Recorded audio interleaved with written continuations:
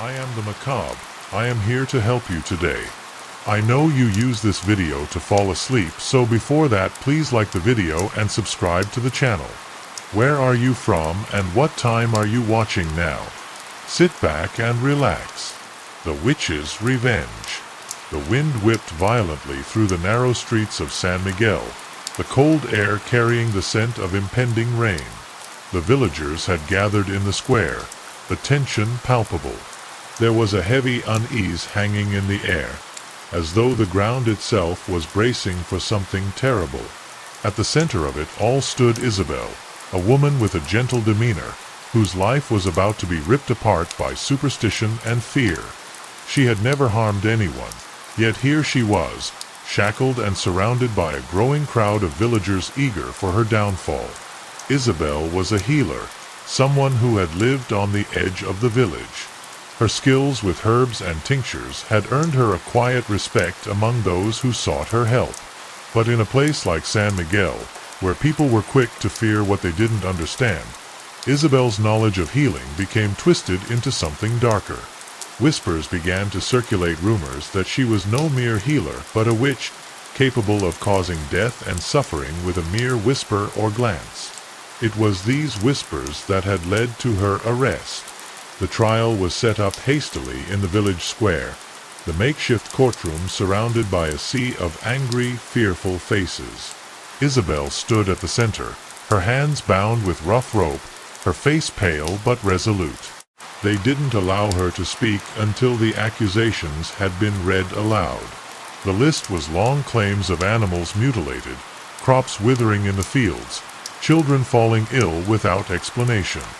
All of it was placed squarely on her shoulders, despite the fact that she had never once been involved in any of the strange events that had unfolded. The most damning accusation came from a local man, Diego, a neighbor who once trusted Isabel's remedies but now claimed she had cursed his family after a disagreement. His testimony was filled with venom, and his words cut through the air like a knife. "I saw her," he said, "late at night in the forest, speaking to shadows, gathering dark herbs. She is the cause of our suffering. She must be stopped." Isabel's heart sank as the crowd began to murmur. She had always been a healer, not a witch. Her remedies had saved lives, soothed pain, and helped those in need. But in this moment, it didn't matter. Fear had gripped the village, and fear was a force that could not be reasoned with. She had no chance of convincing them of her innocence. Judge Tomas, an old man with a long, sharp nose and a voice that boomed with authority, presided over the trial.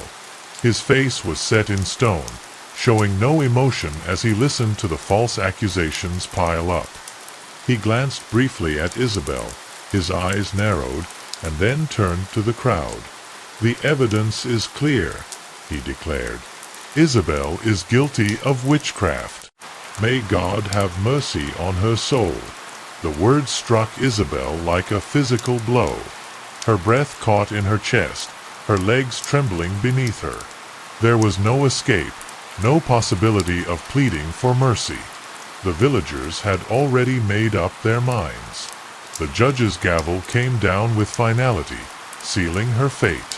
Her body would be sacrificed to appease the fears of those who had once been her neighbors, her friends. Isabel was led to the scaffold, her face pale and determined. She tried to speak, to plead her case, but the angry shouts of the crowd drowned her out. "Witch! Witch!" they yelled, their voices growing louder with each passing moment. The smell of burning wood and oil hung in the air as the executioner prepared the noose. As the rope was placed around her neck, Isabel's mind raced. Her heart pounded in her chest, but her thoughts were clear. She had been wronged, and she would not die without making her voice heard. "You have condemned an innocent woman," she cried out, her voice carrying above the crowd. "But know this, you have sealed your fate as well. My vengeance will not be denied. Your bloodline will suffer, and you will know the curse of the wronged." Her words echoed in the square, a promise of retribution that would hang in the air long after she was gone. The executioner tugged the rope, and Isabel's body went limp, her final breath escaping into the wind. But as her life was snuffed out, her curse lingered, settling over San Miguel like a dark cloud. The village fell silent for a moment, the only sound the soft rustle of the trees in the distance. But even as her body swayed lifelessly in the wind, Isabel's spirit had already begun its journey, a journey that would not end until the bloodline of those who condemned her was brought to justice. The village of San Miguel had never witnessed such a somber event. Isabel's execution was meant to be the final solution to the fear that had gripped the villagers, yet it left behind an unease that would settle over the land for years to come. The sky, once a bright, hopeful blue, now seemed to hang heavy with dark clouds. As the executioner prepared the scaffold, the onlookers stood in tense silence, some with grim faces, others unable to look, but too compelled to turn away. The sharp smell of wood and the sickly scent of sweat mixed in the air, thickening the atmosphere. Isabel stood at the foot of the gallows, her hands bound tightly with coarse rope. She had not cried out once during the trial, nor had she begged for mercy. Her spirit, though trembling inside, remained strong. As the sun dipped below the horizon, her eyes swept over the crowd, her gaze searching for familiar faces that were now strangers' accusers who had once called her a friend, neighbors who had once sought her out for help. The realization that these same people would now be her executioners filled her with an aching sorrow, but she did not allow herself to show weakness. Judge Tomas, standing at the forefront of the gathering, glanced at Isabel before turning toward the rest of the villagers. His voice boomed across the square. "This woman has brought nothing but suffering to our village. We rid ourselves of her curse today." His words were sharp and final, meant to assure the villagers that this was not only necessary, but righteous. He turned toward the executioner, who nodded grimly. The crowd grew quieter, as if they, too, could feel the weight of what was about to happen. Isabel's heart raced in her chest, but her voice did not tremble. "You will regret this," she said softly, though the words seemed to carry far beyond her lips. "I was innocent, but now I will make you suffer." Her voice, though soft, cut through the air with an unmistakable certainty. The villagers, perhaps taken aback by her calm defiance, shifted uneasily. It wasn't the words that struck them, but the chilling finality in her tone. It was as though she knew something they did not. The executioner stepped forward, adjusting the rope around her neck with a practiced hand. Isabel's breath caught in her throat, and for a brief moment she closed her eyes, imagining what it would feel like to be free from this world, free from the pain, the injustice. But there was a fire inside her, a burning desire for vengeance that could not be quenched by death. She would not go quietly. She would not allow them to forget her name. As the noose tightened around her neck, Isabel took one last look at the villagers. The faces in the crowd blurred together, but one stood out, the face of her childhood friend, Teresa, who stood at the back, her expression unreadable. Isabel's heart ached with betrayal, but it was not Teresa's betrayal that stung the most. It was the knowledge that the curse she had spoken would now take hold, and there would be no escape for any of them. With a sharp tug, the executioner pulled the lever, and the trapdoor beneath Isabel's feet opened. A sickening crack echoed through the square as her body jerked, her neck snapping under the force. Her breath ceased, her body dangling lifelessly in the wind. The crowd gasped, some turning away, others staring in disbelief at the spectacle before them. A death so quick, so brutal, and yet in Isabel's final moments there was an undeniable sense of triumph. Her curse was now set in motion. The air around the square seemed to grow colder, the temperature dropping rapidly as the sun disappeared completely. The villagers, though relieved that the trial was over, couldn't shake the strange feeling that had settled over them. Some crossed themselves, muttering prayers under their breath. Others stood in stunned silence, unsure of what to do next. The ground beneath Isabel's hanging body seemed to pulse with an unholy energy, as if something was awakening in the earth itself. Though Isabel was dead, the villagers could feel her presence. The curse she had spoken lingered like an invisible fog, wrapping around them, seeping into their bones. The execution, meant to bring peace to the village, had instead opened a door to something darker. The wind howled through the square, carrying with it the faintest whisper of a voice. "You will pay." Teresa, still standing at the edge of the crowd, felt a cold chill run through her. She had never believed in the supernatural, never thought for a moment that Isabel's words would hold any weight. But as she looked at Isabel's lifeless body swaying in the wind, something deep within her stirred a sense of dread that she could not shake. It was as if the curse Isabel had uttered was meant not for the executioner or the judge, but for those who had stood by and done nothing. The villagers dispersed slowly, one by one, some still whispering prayers, others glancing nervously over their shoulders. But no one spoke of Isabel's words. No one spoke of the vengeance she had promised. They were too eager to forget, too desperate to believe that it was over. But in the quiet of the square, as the last of the villagers departed, the ground beneath Isabel's feet seemed to tremble ever so slightly. The curse had been set in motion, and nothing would ever be the same again.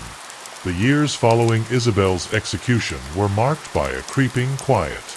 At first, the village of San Miguel seemed to go back to its normal rhythm, the people trying to shake off the unease that had clouded their lives since the day of the trial. The crops began to grow again, the children stopped falling ill, and the animals seemed to return to normal. But something had changed in the air. It was subtle at first, like the quiet before a storm, but it was there nonetheless. An unsettling feeling lingered, like an uninvited guest that wouldn't leave. At night, the villagers heard strange noises that couldn't be explained. The wind would howl through the streets, but it carried with it whispers, soft, unintelligible murmurs that sent chills up the spines of those who heard them. Some claimed to hear footsteps behind them when they were alone, while others swore they saw shadows moving in the corners of their vision. But whenever they turned to look, nothing was there. It was as if something was watching them, waiting. Isabel's memory began to fade, but the odd occurrences in the village would not allow it to be forgotten. People began to avoid the village square, as if something there would make them remember the cursed woman who had once stood at the gallows. The place where she had died felt different, colder, even in the heat of summer. The villagers began to whisper to each other in hushed tones, some even claiming they had seen a figure in the distance, a pale woman with hollow eyes, standing in the shadows. But no one dared to speak her name aloud. One night, just before the anniversary of Isabel's execution, a young girl named Clara was playing in her yard. The moon hung low in the sky, casting long, twisted shadows across the fields. Clara had been warned to stay close to the house after sunset, but she had been too curious. She wandered farther than she should have, drawn by an inexplicable force that seemed to call her toward the village square. As she walked through the empty streets, Clara felt a coldness settle over her. The air grew thick, and her breath seemed to freeze in her chest. She was about to turn back when she saw it. There, in the center of the square, stood a figure, a woman, pale and ethereal, her hair whipping in the wind. Clara froze, her heart pounding in her chest. The woman's eyes were locked on her, eyes that seemed to burn with a deep, unrelenting anger. Clara wanted to scream, to run, but her body wouldn't obey. The woman stepped forward, her feet barely touching the ground, her movements unnatural, like a ghost walking between the realms. As she drew closer, Clara could hear her breath, a soft, eerie sound as if the very air around her was holding its breath. The woman opened her mouth, and though no words escaped, Clara could feel the weight of them pressing on her chest, suffocating her. Clara's legs finally gave out, and she collapsed to the ground, her mind racing. This wasn't a dream. It was real. The curse Isabel had spoken was alive, and it was here, in the village. Clara could feel it in the cold that surrounded her, in the presence of the woman who had returned from death itself. The woman's form shimmered, fading in and out of focus as if she were not entirely of this world. Isabel's spirit seemed to be searching, waiting for something, someone. Clara's breath caught in her throat as she realized that the spirit wasn't looking for her at all. It was searching for those who had condemned her, those who had caused her death. Clara, though terrified, knew that Isabel's wrath had not been sated. The curse was far from over. With a scream that echoed through the square, Clara bolted to her feet and ran, not daring to look back. As she raced home, she could hear the wind picking up, carrying with it the faintest echo of a voice. It was Isabel's voice, but twisted with pain, rage, and sorrow. "You cannot escape me," the voice whispered, filling Clara's mind with a sense of dread that would haunt her for the rest of her life. Clara arrived at her house breathless, her heart racing in her chest. She rushed inside and slammed the door behind her, locking it quickly. Her mother, hearing the commotion, came rushing into the room. Clara could barely speak, her body trembling as the words struggled to form. She tried to explain, but the terror she felt was too much to put into words. Isabel's spirit had returned, and it was not content to remain a memory. The curse was alive, and it was coming for the descendants of those who had condemned her. In the days that followed, other strange events occurred. Some of the villagers began to hear footsteps outside their doors at night, or catch glimpses of a pale figure moving through the streets. They spoke of the woman with hollow eyes, the one who seemed to be watching them from the shadows. But no one dared to speak openly of her, for fear that doing so would invite her wrath. It became clear to the villagers that the spirit of Isabel was not just a manifestation of grief or anger.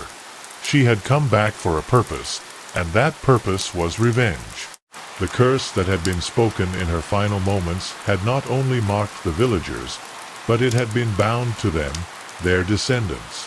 The terror they now felt was just the beginning. The village of San Miguel had always been a close-knit community, where everyone knew each other's name and secrets were hard to keep.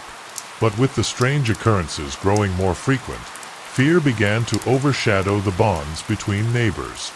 No one felt safe anymore, not even within the comfort of their own homes. Yet, it was not until the first death occurred that the true horror of Isabel's curse was realized. It was a crisp, early morning when the news came. Raul, the grandson of Judge Tomas, had been found dead in his bed, his body twisted in unnatural angles. The morning sun had barely risen when the villagers gathered outside his family's home, whispering frantically amongst themselves. There was no sign of struggle, no indication of what had happened to him. His eyes were wide open, staring at nothing, a look of pure terror etched on his face. He had died in his sleep, but something about the way his body lay made it clear that he hadn't died peacefully. The family was in shock. Raul had been a healthy young man, just beginning to make his way in the world. He had no enemies, no apparent reason for anyone to harm him. His grandmother, who had lived through the trial and Isabel's execution, could not understand why he would be struck down so suddenly, so violently. She muttered under her breath that the curse had come for them, that it was only a matter of time before the rest of the family suffered the same fate. But her words fell on deaf ears, drowned out by the rising panic that had gripped the village. As news of Raul's death spread, whispers filled the air. People began to point fingers at one another, looking for someone to blame. They spoke of the strange occurrences that had been happening in the village, the whispers on the wind, the sightings of the ghostly woman in the shadows. But no one dared to speak Isabel's name aloud. It was as though doing so would invoke her wrath directly, calling her forth from the depths of death. The first night after Raoul's death was filled with fear. Doors were locked early, shutters closed tightly, and families huddled together in their homes, too afraid to venture out. The air was thick with dread, and even the bravest among them felt their hearts pound in their chests as the hours crept by. Yet, despite the growing terror, there were still those who denied the truth. Some claimed that Raoul's death had been natural, perhaps a result of some illness that had gone undiagnosed. But in their hearts, they knew the truth. Isabelle's curse had begun to claim its first victim. That evening, the wind seemed to carry a darker edge, as if it, too, was grieving the loss of Raoul. His family held a small, somber wake at their home, but the room was filled with an uncomfortable silence. No one knew what to say, for everyone knew that Raoul's death was only the beginning. The air was thick with fear, and eyes darted nervously to the windows, as if expecting Isabelle's spirit to materialize at any moment. The next day, as the family prepared for the burial, something even more unsettling happened. One of the village children, a young girl named Marissa, swore she had seen something near Raoul's house the night before.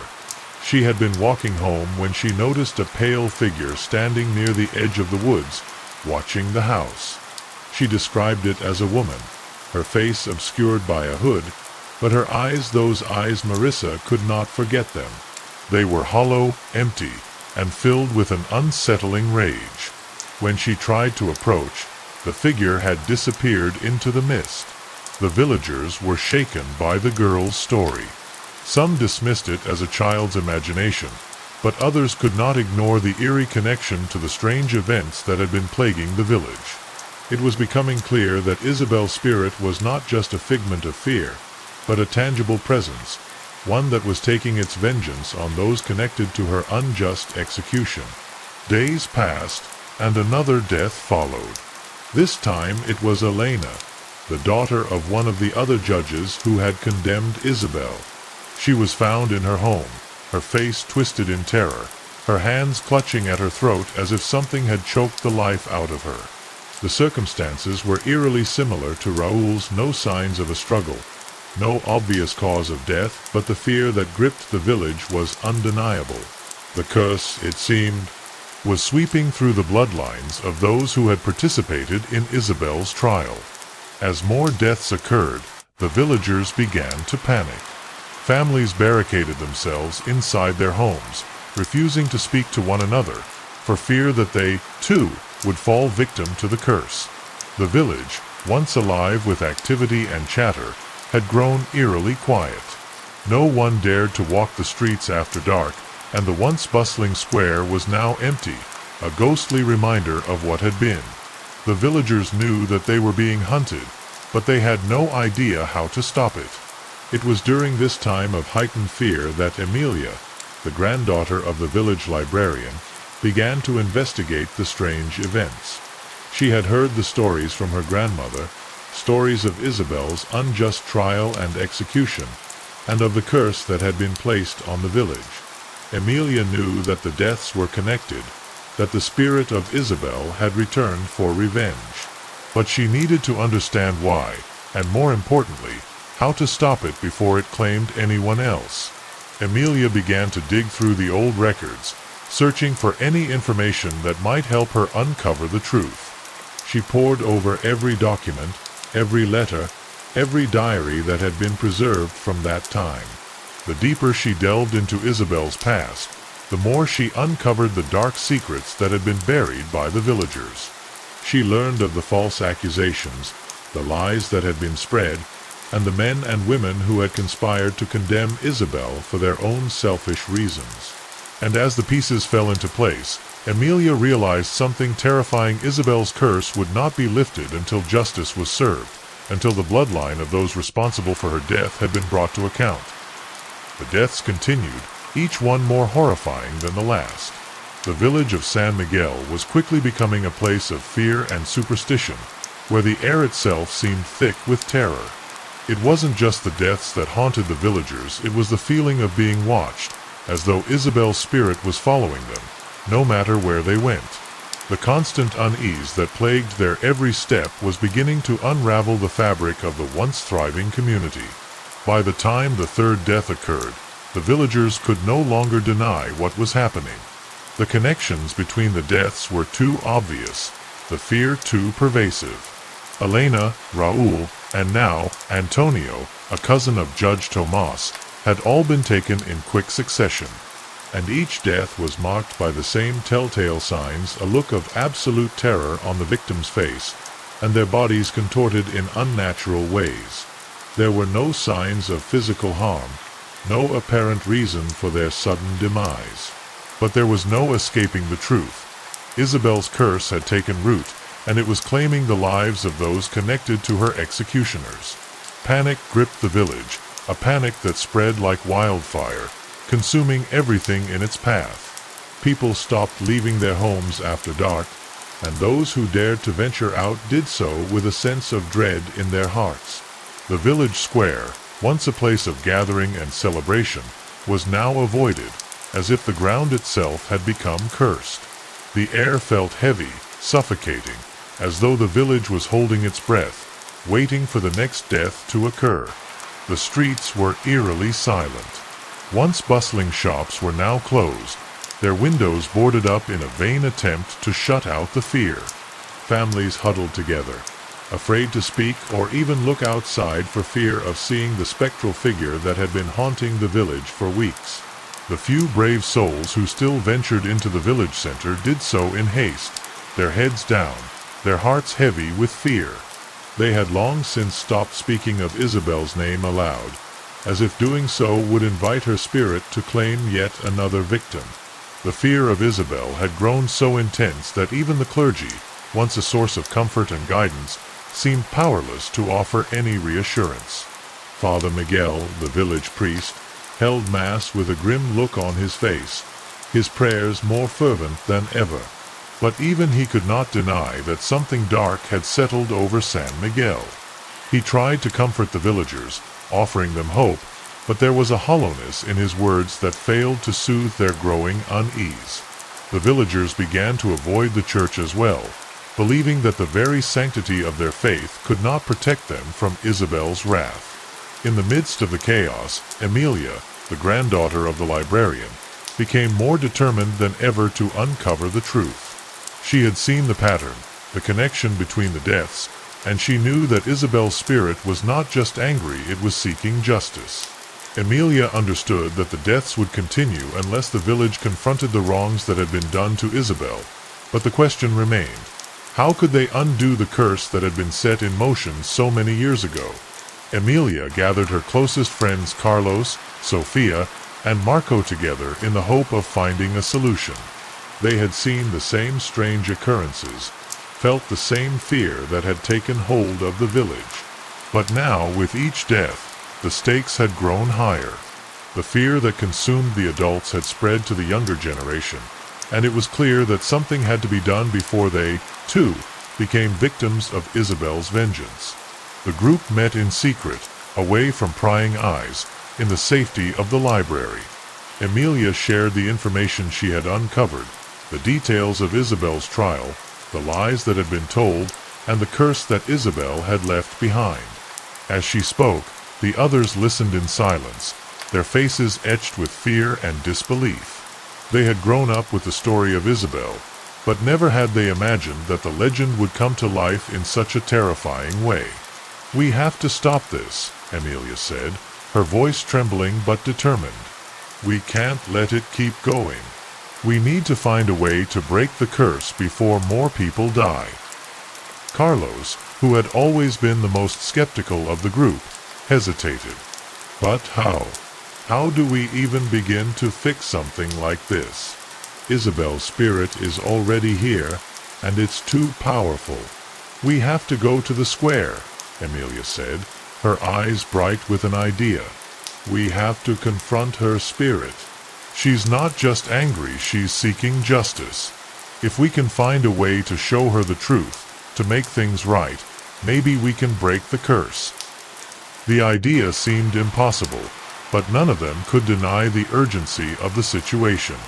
The village was unraveling, and if they didn't act soon, there might be no one left to save.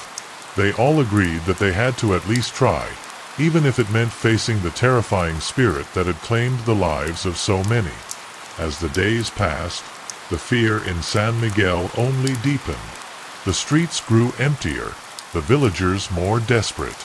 They had begun to turn on each other, suspicion festering between friends and neighbors. Who would be next?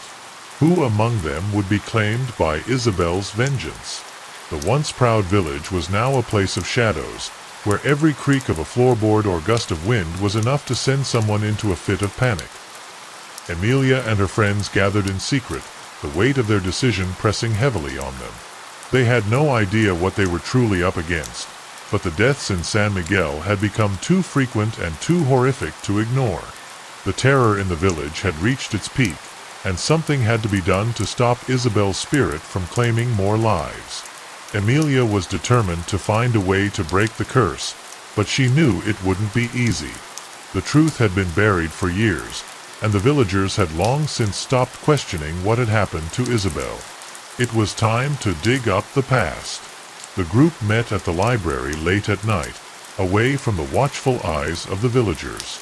The library, once a place of solace and learning, now felt like a tomb.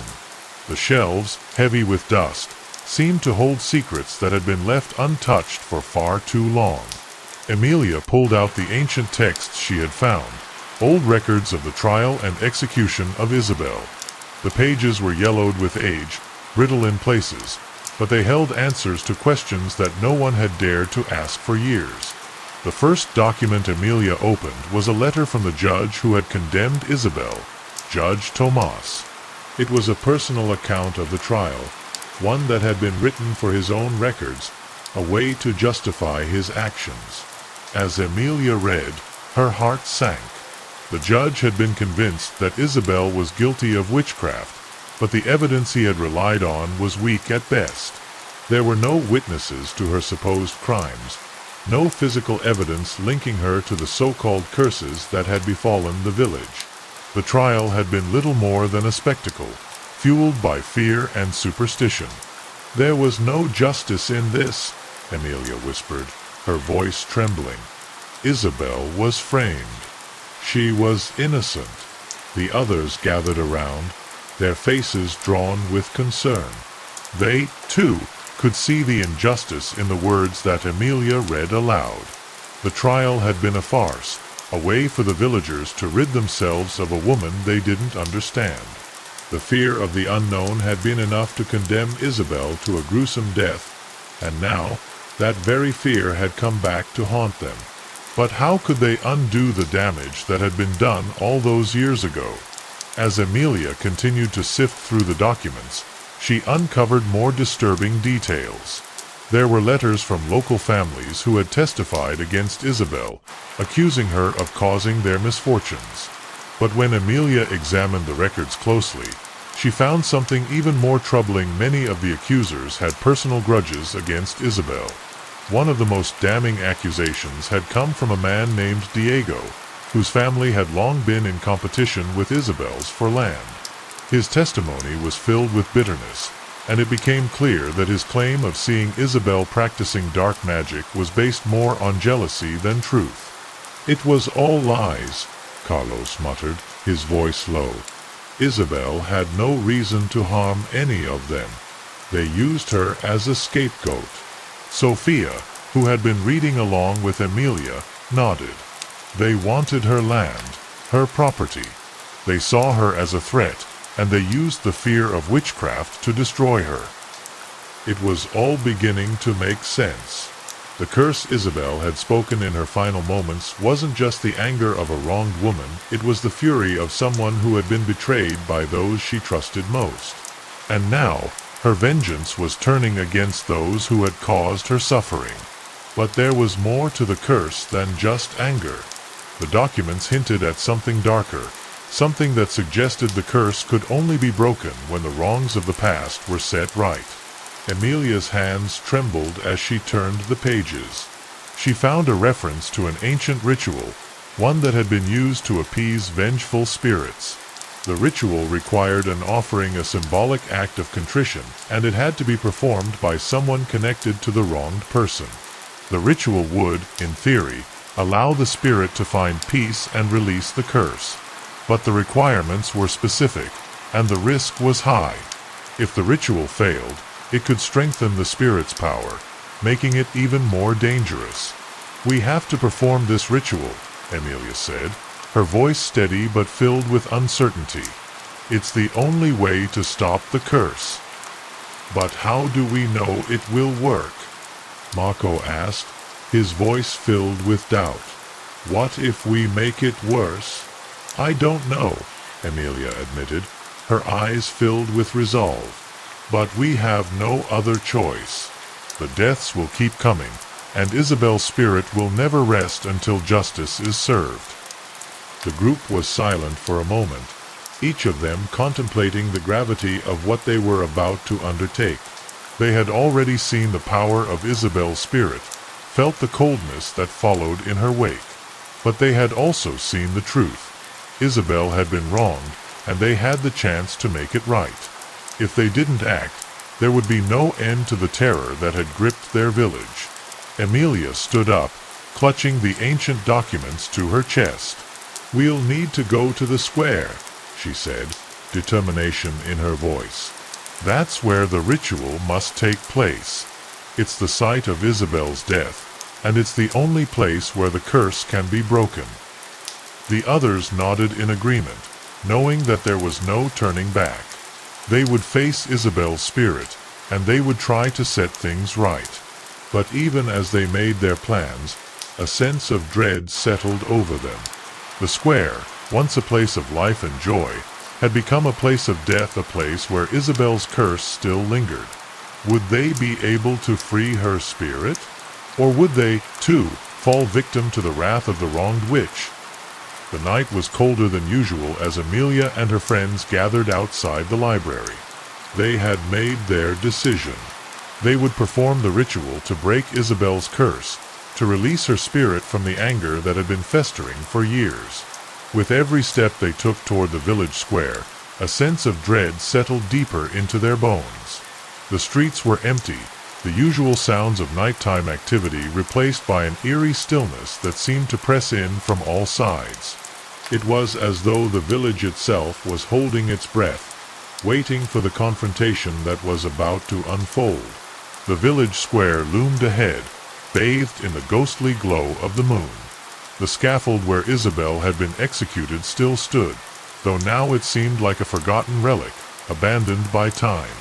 The ground beneath it was worn and cracked, as if even the earth itself had been scarred by the violence that had once taken place there. The air around the square was thick, heavy with the weight of years of sorrow and resentment. Emilia could feel the energy of the place, the presence of something ancient and unforgiving. As they stepped into the center of the square, the group fell silent. They had practiced the ritual in secret, gathering the necessary items and preparing themselves for the confrontation that awaited them. But standing there, in the place where Isabel had died, the reality of what they were about to face hit them like a wave. There was no turning back now.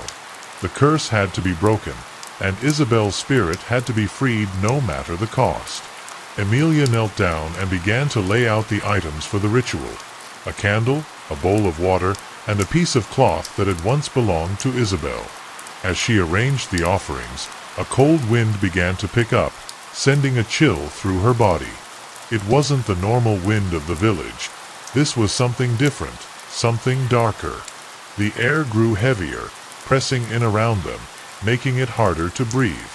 It felt as if the square itself was alive, watching them, judging them. Sophia stood beside Emilia, her eyes scanning the shadows that lingered at the edges of the square. "Do you think this will work?" she whispered, her voice barely audible over the howling wind. "I have to believe it will," Emilia replied, her voice shaking. "Isabel's spirit deserves justice. We can't let her curse continue." As the last item was placed in the center of the square, the wind suddenly died down, and an eerie silence fell over the group. It was as if the world had stopped moving, holding its breath in anticipation. The candle flickered in the still air, casting long shadows across the ground. The group exchanged nervous glances, each of them sensing that something was about to happen. Then, from the darkness of the square, a figure emerged. It was a woman, pale and ethereal, her hair whipping around her face as if caught in an invisible wind. Her eyes, hollow and burning with an unrelenting fury, locked onto Amelia and her friends. The temperature around them plummeted, and the air grew thick with the weight of Isabel's presence. The spirit stood before them, her form flickering like a flame caught in a draft. She was no longer just a whisper in the wind, she was real, and she was here to claim her vengeance. "You dare to summon me?" Isabel's voice rang out, low and filled with venom. "You think you can undo what has been done? You are fools, all of you." Amelia's heart pounded in her chest, but she forced herself to meet Isabel's gaze. "We know what happened to you," she said, her voice steady despite the fear that gripped her. "We know you were wronged. You were innocent, and we want to make things right." The spirit's eyes narrowed, and a cold laugh escaped her lips. "Innocent? Do you think your words can undo the pain, the betrayal, the suffering I endured?" Her form shimmered, flickering like a candle in the wind. "No, you cannot free me. You cannot undo what has been done. The blood of those who condemned me must be paid for. Only then will I be at rest." Amelia's hands trembled as she reached for the cloth that had belonged to Isabel, holding it up as an offering. "We are here to make amends," she said softly. "We are here to give you justice. We know the truth now. You were innocent. The curse can be lifted if you will let it." The spirit's eyes darkened, and for a moment Amelia feared they had made a grave mistake. But then the wind picked up again, swirling around them, carrying with it a voice that seemed to come from everywhere and nowhere at once. "The truth," Isabel's voice echoed. "The truth is that I was betrayed, left to die for crimes I did not commit. And now my vengeance will claim all who are connected to my death. There is no redemption for them. Not until I have had my fill." Amelia stepped forward, her fear giving way to a surge of courage. "You do not have to continue this," she said, her voice rising. "There is a way to break the curse, to set you free from the rage that has consumed you. We can help you, but you have to trust us." For a long moment, the spirit said nothing, her hollow gaze fixed on Amelia. The wind howled around them, and the shadows in the square seemed to grow darker, stretching toward them like fingers of the night. Then, slowly, Isabel's form began to flicker, as though she were wavering between this world and the next. The anger in her eyes softened, but only slightly. "You do not understand," Isabel whispered, her voice quieter now, tinged with sadness. "I was taken from this world without reason. My blood cries out for justice, and until that justice is served, I will not rest." A chill swept through the group, and they realized the weight of what they were asking. Isabel's spirit was bound to her grief, her anger, and her desire for vengeance. To break the curse, they would have to find a way to appease her, to give her what she needed to move on. But what could they possibly offer that would quell the rage of a spirit so wronged, so full of pain? Isabel's form seemed to dissolve into the wind, her voice lingering in the air. "You may have found the truth," she said, her tone cold and final, "but you have not found the way to set me free." The wind howled once more, and Isabel's spirit vanished, leaving behind only the lingering sense of her fury. The ritual had failed. The curse was not yet broken, and the village would not know peace until Isabel's demands had been met. The failure of the ritual left a sense of hopelessness hanging in the air. Amelia and her friends stood in the village square, the wind still swirling around them, carrying the echo of Isabel's voice like a warning. They had come so close, only to realize that their knowledge of the past was not enough.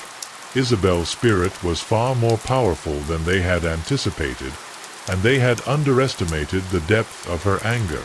The curse was still in full force, and the village was no closer to being free of its grip. Emilia's heart raced as she turned to her friends. "We need to find a way to give Isabel what she wants," she said, her voice shaking but resolute. "She's not just angry. She's grieving. She needs justice, and we need to give it to her." "But how?" Marco asked, his voice filled with frustration. "We've already found out the truth about her trial. What else can we do?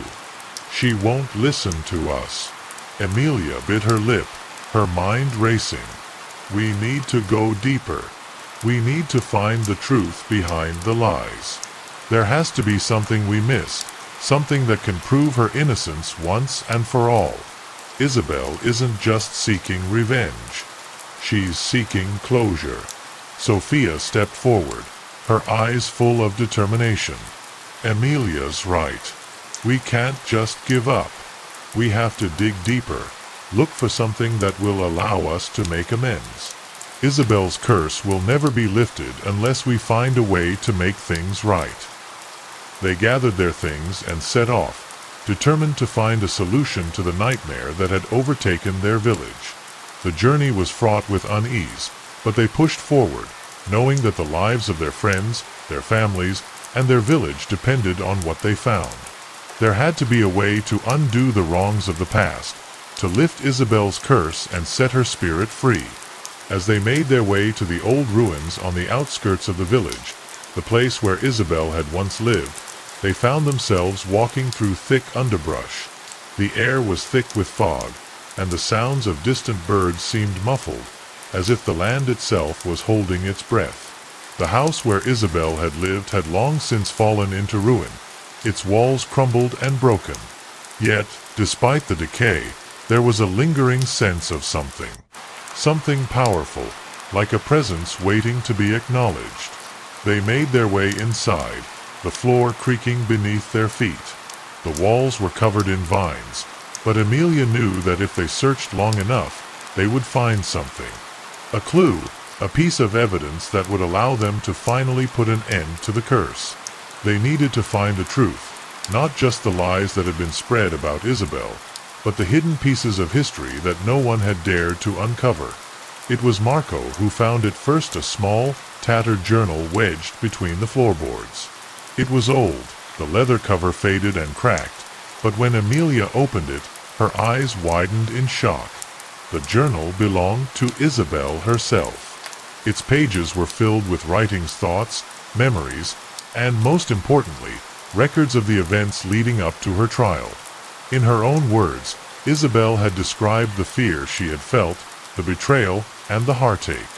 She had been accused of witchcraft by the very people she had once helped, people who had seen her as a threat rather than a healer. Emilia turned the pages quickly, scanning the words, her heart sinking as she read Isabel's account of the trial.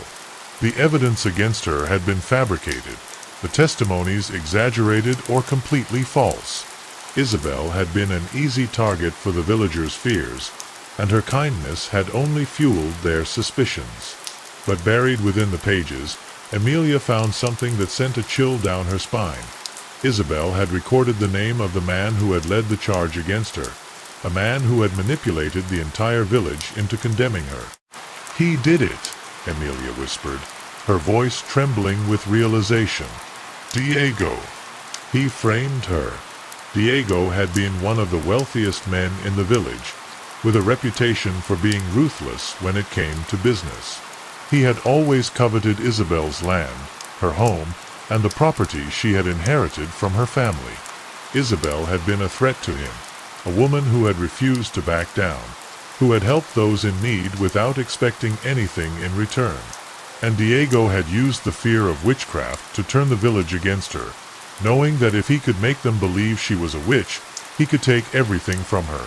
The discovery hit Emilia like a bolt of lightning. The true villain of this story had been hiding in plain sight all along. It was not the judge or the other villagers who had condemned Isabel, it was Diego. He had orchestrated the entire thing, using the villagers' fear and superstition as a weapon to destroy the woman who had dared to stand in his way. "This changes everything," Carlos said, his voice filled with awe. "We need to expose Diego. We need to make sure everyone knows the truth." Sophia nodded in agreement. If Diego is the one who caused all of this, then it's his bloodline that must be held accountable. Only then can Isabel's spirit be at peace. But Emilia wasn't so sure. She had learned the truth, but the reality of confronting Diego was a terrifying prospect.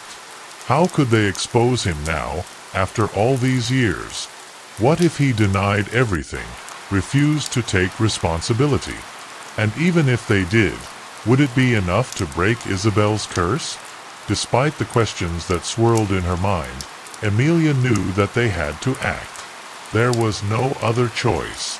The village's survival depended on it. The search for redemption had just begun, but there was still much to uncover, and they would have to face the man who had set everything in motion if they were to put an end to the suffering. The discovery of Diego's role in Isabel's downfall had sent waves of fear and urgency through the group. They had uncovered the truth, but there was no time to waste. Isabel's curse still held the village in its grip, and the clock was ticking. Emilia and her friends knew they needed to act quickly. Diego's bloodline had to be held accountable, and the curse had to be broken before anyone else was claimed by Isabel's spirit. They gathered at the library once again, the weight of their responsibility pressing heavily on their shoulders. Emilia's hands trembled as she flipped through the ancient texts they had found, looking for any clue, any way to perform the ritual that would set Isabel's spirit free. The documents had provided them with the knowledge of how to perform the ritual, but the specifics remained unclear. There was still so much they didn't know. "We have everything we need," Emilia said, her voice firm but edged with doubt. "The offering, the words, and the bloodline that must be held accountable. But something is missing. There's a piece of the puzzle we haven't figured out yet." Carlos, who had been pacing back and forth, stopped and looked at her. "What do you mean?" "We've uncovered the truth. We know who's responsible. We've done everything right so far. Why is it still not working?" Emilia's brow furrowed as she thought. The answer was just beyond her reach, and the uncertainty gnawed at her. Isabel's spirit wasn't simply seeking vengeance, it was seeking justice. The ritual they had learned about from the ancient texts was meant to appease a wronged spirit, to offer redemption. But the words, the offering, the blood of the accuser, all of it felt incomplete, as though they were missing something essential. Something that could tip the balance in their favor. Suddenly, Emilia's eyes widened as the realization hit her. "The blood," she whispered. "We're not just offering the blood of Diego's bloodline. We need someone from the same family who has the courage to make the offering, someone who has the strength to face the guilt of the past." The room fell silent. The truth was clear now. The ritual wasn't just about acknowledging the wrongs done to Isabel, it was about making the right choice, about showing the spirit that someone from the bloodline of her executioners was willing to take responsibility for what had happened. Someone from the family had to make an act of contrition. But the question was, who would take on that burden? Emilia's mind raced as she considered the options. It couldn't be just anyone. It had to be someone who truly understood the gravity of Isabel's curse, someone who was willing to face the truth without hesitation. And there was only one person who fit that description: Carlos. He was a direct descendant of Diego, and though he had learned the truth, he was the one who bore the weight of his ancestors' sins. It was clear that he would have to be the one to perform the ritual. Carlos looked at her with a mixture of disbelief and fear. "You want me to do it?" he asked, his voice barely above a whisper. I've known all along that my family has been complicit in this. But to offer myself as the one who will make amends, it's too much. I don't know if I can bear it." Amelia stepped forward, her expression softening with empathy. "You can. You've already shown that you have the courage to face the truth. This is the final step. It's the only way to free Isabel's spirit and break the curse. If you do this, you'll be setting things right." The weight of the decision hung heavily in the air. Carlos had been reluctant to acknowledge his connection to the wrongs of the past, but now, with the fate of the village resting on his shoulders, he knew what he had to do. It was his responsibility. With a deep breath, he nodded. "I'll do it. For Isabel. For the village. For all of us." The group prepared for the ritual, gathering the necessary materials: candles, offerings, and the final piece of the puzzle, Carlos's blood. The square, once the site of Isabel's death, would now become the place of her redemption. They set up the ritual in the center of the square, the wind beginning to stir once more as if the village itself was awakening to the truth. As the ritual began, Amelia spoke the ancient words, her voice steady despite the fear coursing through her. The flames of the candles flickered, casting long shadows across the square. Carlos stepped forward, holding the vial of his own blood, ready to make the ultimate sacrifice. The air grew thick with tension as the wind picked up, and for a moment it felt as though time itself had stopped. Carlos hesitated, but then, with a final resolute breath, he knelt down and offered the blood into the bowl, the offering symbolizing his willingness to bear the sins of his forefathers. The ground beneath them trembled, and a low, mournful wail filled the air. Isabel's spirit materialized before them once more, her eyes burning with the same anger they had seen before. But this time, something was different. There was a quietness to her, a stillness in the air as she took in the offering. Isabel's voice echoed through the square, filled with sorrow rather than rage. "You come to me with the truth. You offer your blood as a sign of repentance. It is not enough.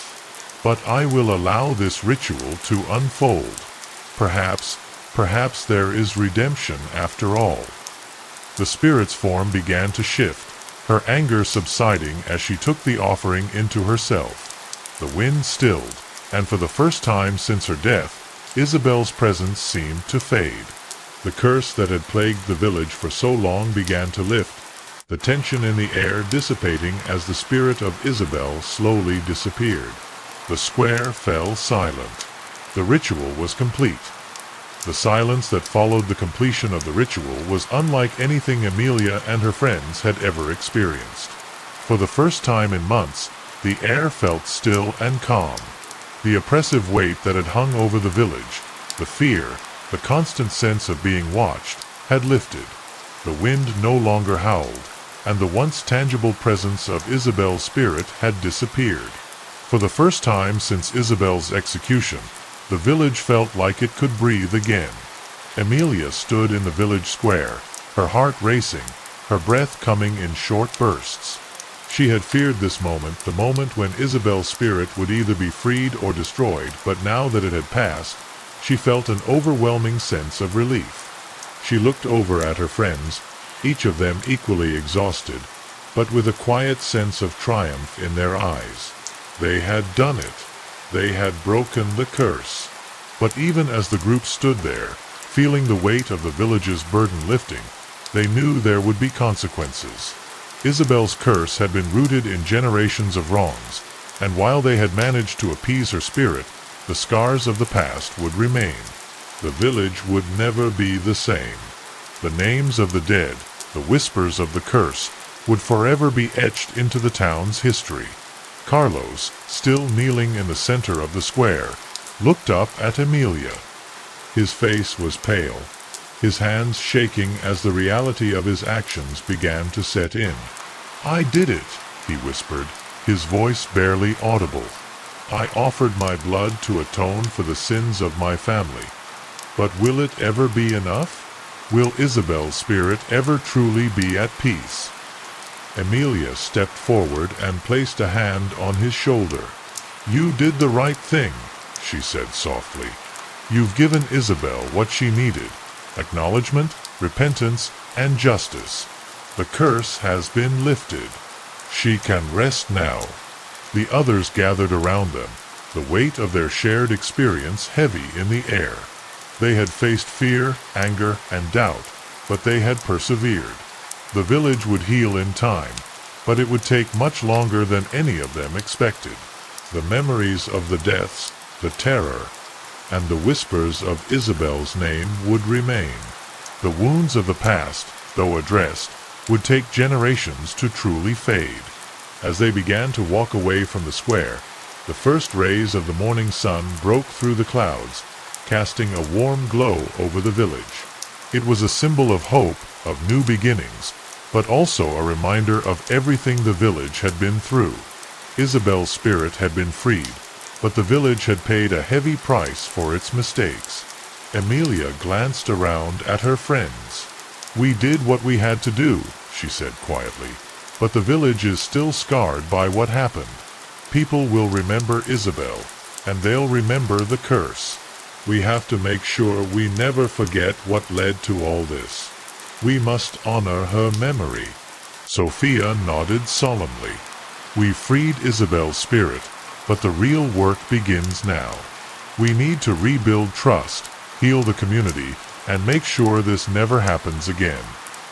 The village would need time, but the group knew that they had played an important part in its redemption.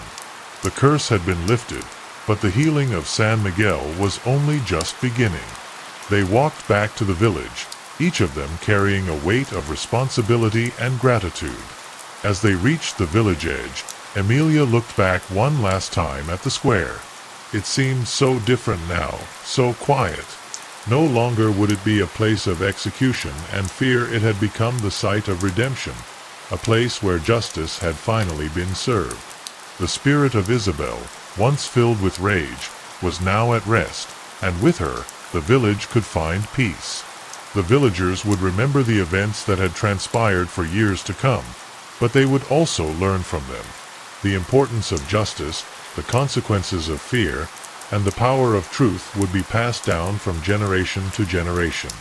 And in time, the ghost of Isabel would fade into history, no longer a specter of vengeance, but a reminder of the need for understanding, empathy, and accountability. For now, though, San Miguel was free. The curse had been lifted, and the village, though scarred, could begin to heal. The wind was no longer cold, and the village square, once haunted by the memory of Isabel's execution, now stood as a testament to redemption, to the price of justice, and the healing power of truth. The Cursed Legacy. The village of Santa Clara sat quietly at the edge of a dense, fog-covered forest. Its streets, narrow and cobbled, twisted like veins through the heart of a place that had always lived in the shadow of ancient superstition. The villagers, mostly farmers and craftsmen, went about their daily lives, their faces weathered and worn by hard labor, their eyes wary, as though constantly expecting something or someone to bring about their doom. In this village, life and death were ruled by the old ways, the old fears. And nothing fed those fears more than the mysterious woman named Maria. She had lived in Santa Clara for years, always on the fringes of the village, living alone in a small cottage at the edge of the woods. Maria had a soft, serene presence, with her dark hair tied neatly back and her eyes reflecting an understanding of the world that made others uneasy. She was kind but distant, always offering help when it was needed but never asking for anything in return. For years, this simple existence had kept her safe in the village. But recently, things had begun to change. Crops began to fail. The harvest that had once been bountiful now barely fed the village. Livestock fell sick with strange, unexplainable ailments. And, worst of all, a horrible disease began to spread among the children. It started small, a cough here, a fever there, but soon, children were dying in the night, their bodies cold and stiff by morning. Whispers began to rise in the village.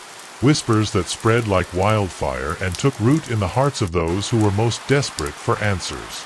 It was during a particularly brutal winter that the first accusations were made. It began with the local priest, Father Alonso, a man whose faith had long been unwavering, but whose nerves were now frayed with fear. The priest had caught sight of Maria in the woods one cold evening, walking in the moonlight, her head tilted upward as though she were speaking to the stars themselves. Father Alonso, shaking with dread, swore that he had seen her muttering strange words under her breath. "No human should walk alone in the forest at night," he declared to anyone who would listen, "and no human should speak in such a tongue." By the next morning, the rumor mill was in full swing.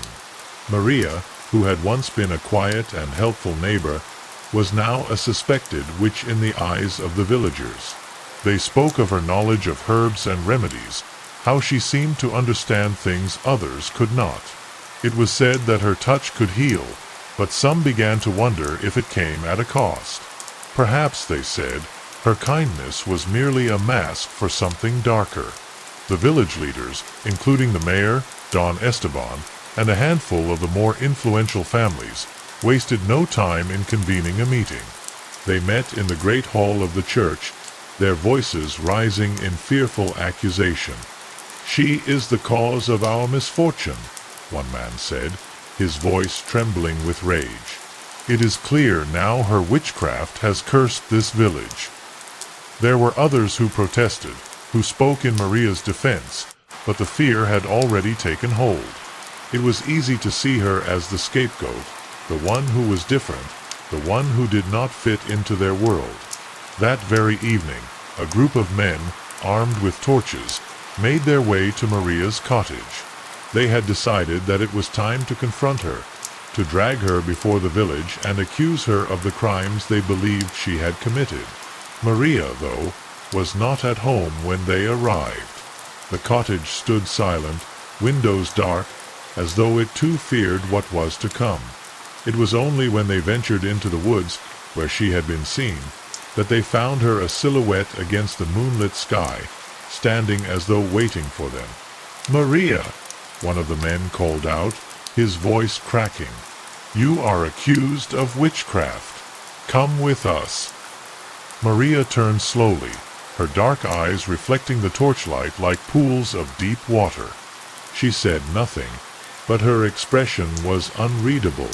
She did not protest when they shackled her hands, did not fight when they dragged her back toward the village square. She simply walked, her gaze never leaving the horizon. It was as though she knew what awaited her and had already accepted her fate. As the villagers gathered in the square, whispers filled the air. Some shouted curses, some wept, and others simply stood in stunned silence. The leaders of the village, including Father Alonso, stood at the front, their faces grim and filled with the certainty of her guilt. Maria was brought before them, her hands bound, her head held high despite the circumstances. And when the magistrate, Don Esteban, spoke, it was with an authority that brooked no argument. "You stand accused of witchcraft, Maria," Don Esteban said, his voice cold, "of bringing misfortune and death upon this village. What do you have to say in your defense?" The crowd fell silent, waiting for her reply. But Maria only spoke one sentence, her voice soft but filled with an undeniable power. "You will regret this. I curse you all, and you will know my vengeance before your lives are through." Her words hung in the air like a threat, lingering long after she was dragged away. As the sun set on Santa Clara that day, the villagers could not shake the feeling that something had changed. The curse Maria had spoken was not just a warning, it was a promise. And as the cold winds of winter began to howl through the village, the people of Santa Clara knew that they had made a terrible mistake. The trial began at the break of dawn, casting long shadows over the village of Santa Clara. The sun, hidden behind thick clouds, seemed reluctant to shine on the proceedings. The villagers, still haunted by the curse Maria had uttered, filled the church square, eyes wide with fear and anticipation. Most had already made up their minds Maria was guilty. She had to be. There could be no other explanation for the strange deaths, the sickness that plagued their children, or the ominous feeling that now clung to the town like a foul stench. She had been the cause, the witch who had brought this misfortune upon them all. Inside the square, a hastily constructed courtroom had been set up, with the magistrate Don Esteban presiding over the trial. He sat on a raised platform, his face cold and stern, his eyes never leaving the accused. Father Alonso stood nearby, clutching a thick book of prayers, his knuckles white from his tight grip.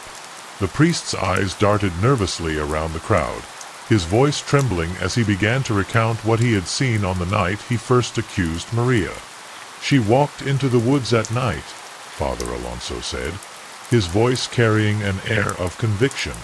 "I saw her, speaking in a language I did not understand, calling upon powers not of this earth. No human could do such a thing without consorting with the devil himself." His words hung heavy in the air, each syllable dripping with fear and certainty. The villagers murmured among themselves, nodding in agreement. They had all heard the whispers, the stories of Maria's strange behavior. Maria stood in front of them, her hands bound, her expression serene yet distant. She was unmoved by the accusations, though her heart burned with the knowledge of her innocence. She had lived her life with kindness, offering her knowledge of herbs and healing, yet here she was, branded a witch, an outcast. Her gaze never wavered as she looked toward the crowd. It seemed as though she had already accepted what was coming, knowing that words alone would never change their minds. But she would not beg for her life, nor would she deny the curse she had spoken. It was too late for that. A series of witnesses was called to testify, each one adding fuel to the fire of suspicion. Francisco, the man who had first accused Maria of cursing his daughter, stepped forward, his eyes burning with hatred. He spoke of his daughter's sudden illness, how she had fallen to the ground one evening, writhing in pain. "I saw her, my daughter, become possessed by something unnatural," he claimed. "It was Maria's doing. She is the one who did this to my child." The village blacksmith, a hulking man with deep scars on his arms, was the next to speak. He recounted how he had once fallen ill after an argument with Maria over a small matter, but when he had gone to her for help, she had refused to offer any remedies. "She turned me away when I needed her," the blacksmith said, his voice low and accusing. "It was then that I knew she is no healer, but a witch, a wicked one, who uses her knowledge for dark purposes." Each testimony was a stone placed upon Maria's shoulders, weighing her down with guilt she did not deserve. She could feel the eyes of the villagers on her, their judgments seeping into her skin like poison. The more they spoke, the less it felt like a trial and more like a ritual. There was no search for truth, no concern for justice. There was only fear, and in that fear, Maria had become the villain. Her fate had already been decided before the trial had even begun. Don Esteban finally stood, his robe sweeping across the floor as he addressed the court. "The evidence is clear," he said, his voice unwavering. "Maria is a witch. Her actions have brought disaster upon this village. She must be punished, so that we may rid our town of this evil." The words struck Maria like a physical blow. She could feel her chest tighten, her breath coming in shallow gasps. She had no way to defend herself, no way to make them understand that it was not her fault. She was just a woman caught in a web of fear and superstition. The crowd erupted into cheers, their cries of approval ringing in her ears. They had sentenced her before she had even been allowed to speak, and in their eyes, she was already guilty. Maria stood tall, though her heart screamed in agony. She had always believed that truth would prevail, but now she realized that in the face of fear, truth meant nothing. Her defense, if it could even be called that, was brief. She stood before the court and addressed them with a calmness that betrayed the storm brewing within her. "I am innocent," she said, her voice carrying a quiet strength. "I have done no wrong, yet you accuse me of witchcraft. You have condemned me without knowing the truth. But know this, I do not curse you out of malice. I curse you because you have failed to see the truth, because you are too blind to realize that it is your own fear that has brought this disaster upon us." Her words fell upon deaf ears. The villagers, already terrified by the events unfolding in their lives, could not and would not believe her. They had already been convinced of her guilt, and no amount of reasoning would sway them now. Don Esteban raised his hand, signaling for silence. The decision was made. "Maria," he said, his voice cold and final, "you are hereby sentenced to death for your crimes. May God have mercy on your soul." The words rang through the air like a death knell, and Maria knew in that moment that her life had come to an end. As she was led away from the court, she did not struggle or cry out. She simply walked, her heart heavy with the weight of the injustice. But in the pit of her stomach, she felt something stirring, something dark and ancient. And with each step, the curse she had spoken earlier grew stronger, wrapping itself around the village like a tightening noose. This was not the end. No, this was only the beginning. The morning of Maria's execution arrived with a chill that seemed to settle into the bones of everyone in the village. The sky was overcast, the clouds heavy and dark, as though even the heavens themselves mourned the impending death. The town square, normally bustling with the hum of daily life, was now a grim stage for the public spectacle that was to take place. A large pyre had been constructed in the center of the square, towering like a monstrous beast waiting to devour its prey. The scent of burning wood mixed with the cold morning air, carrying with it a sense of foreboding that no one could shake. Maria was brought to the square in silence, her hands bound tightly with rough ropes, her feet shackled so she could barely walk. She moved with a quiet grace, her head held high, though her eyes betrayed a deep sorrow. The villagers stood in a wide circle, whispering among themselves, casting glances at one another as though waiting for someone to intervene, to stop the execution, but no one did. Fear and superstition had taken root too deeply in their hearts, and no one dared to speak up, not even those who had once called her friend. At the front of the crowd, the village leaders stood, their faces grim. Don Esteban looked particularly severe. His eyes narrowed as he watched Maria's approach. Father Alonso stood beside him, his hands clasped tightly together, as though praying for redemption for the sins he had helped to commit. They had convinced themselves that this was the right thing to do, that eliminating Maria, the witch, was the only way to save the village from the disaster they believed she had brought upon them. The execution was not just punishment, it was an act of salvation in their twisted minds. As Maria was led to the pyre, the air grew colder, and the murmurs in the crowd grew louder. Some of the villagers looked away, unable to bear witness to the act, while others stared with intense fascination, their eyes wide, hungry for the spectacle. The executioner, a shadowy figure dressed in black, stood silently by the base of the pyre, awaiting his signal. He did not look at Maria, did not meet her gaze. His job was simple, to carry out the orders given to him. When Maria was tied to the post, she did not resist.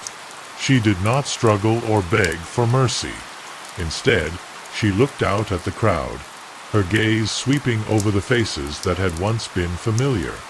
Her expression was serene, but beneath the calm surface, there was a fire and undeniable fury that burned in her chest. The people of Santa Clara had condemned her without understanding, had branded her as something she was not. And in that moment, she knew that this would not be the end. No, this was merely the beginning of something far darker. The wind howled as the flames were lit, the crackling sound of fire filling the air. As the flames reached higher, licking the cold sky, Maria's voice rang out, clear and defiant.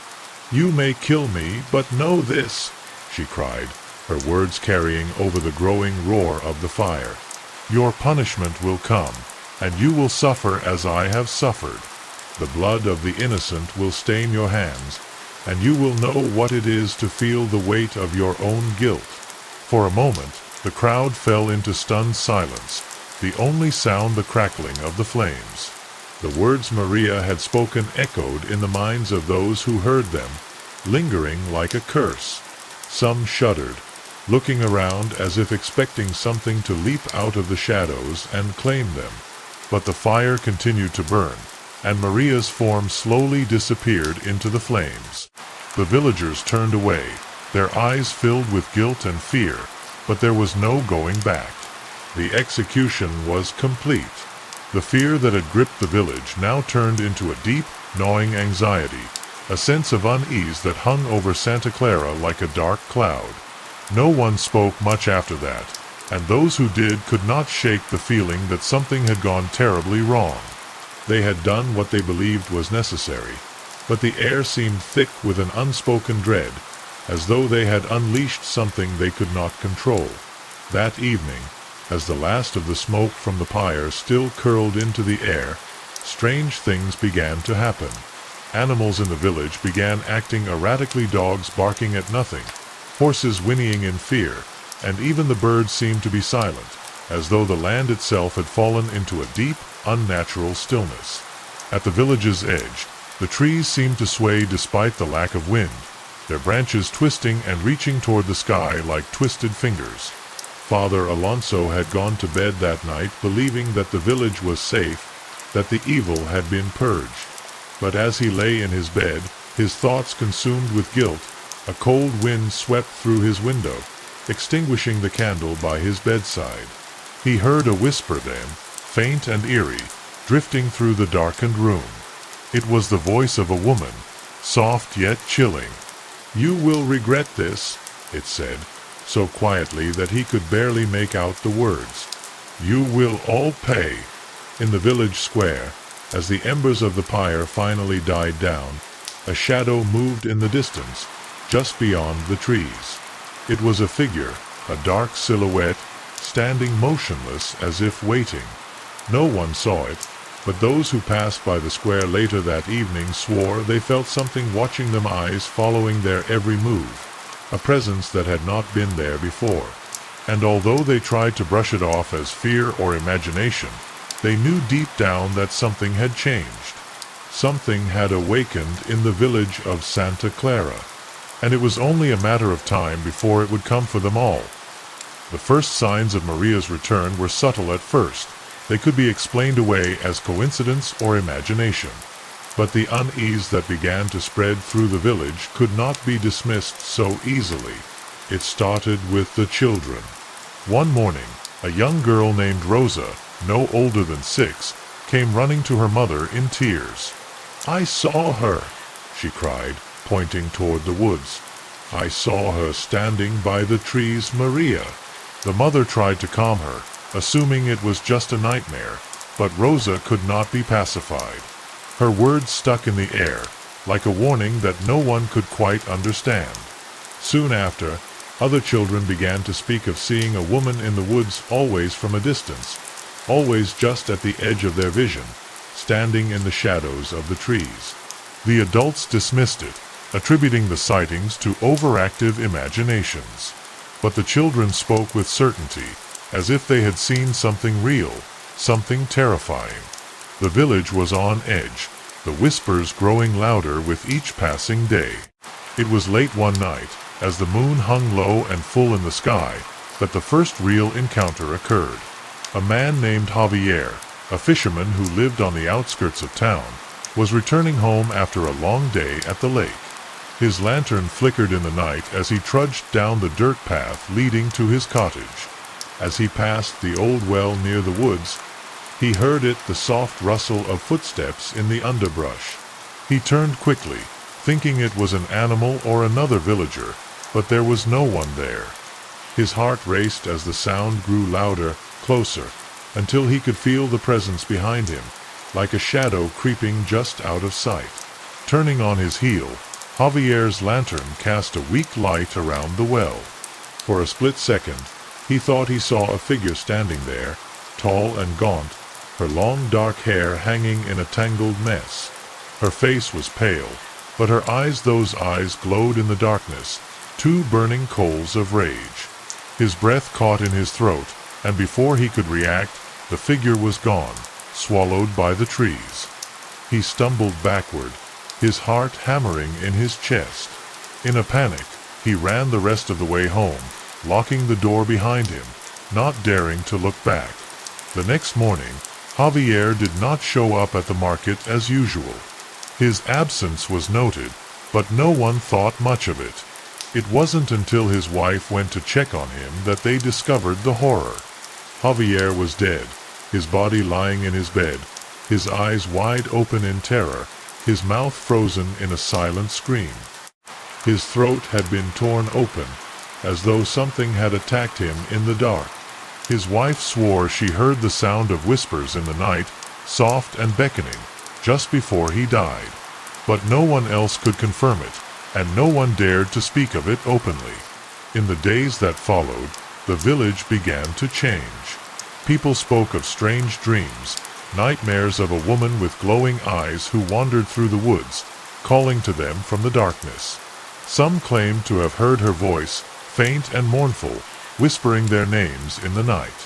Fear took root in the hearts of the villagers, and they began to look over their shoulders, half expecting to see Maria standing just beyond their sight.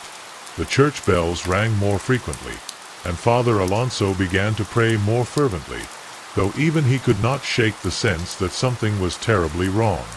The old woman who lived at the edge of town, Senora Rosa, was the first to say it aloud, "Maria's spirit has returned. She is seeking revenge." No one dared to challenge her words, though many tried to deny them. But the deaths, the strange occurrences, and the inexplicable chills that ran down their spines told a different story. It was as if the very land itself had become cursed, tainted by the blood that had been spilled. One evening, as the sun dipped below the horizon, a young man named Luis went missing. He had been walking toward the market when he simply disappeared, vanishing into the evening mist. The villagers scoured the woods for hours, calling his name, but there was no sign of him. It was as if the earth had swallowed him whole. The only clue was a trail of footprints that led into the forest and disappeared at the edge of a small clearing. There, the trees seemed to part just enough to reveal a patch of bare ground, but nothing more. Luis was never found, and his family was left to mourn, though their grief was overshadowed by the growing fear that the village would never be the same.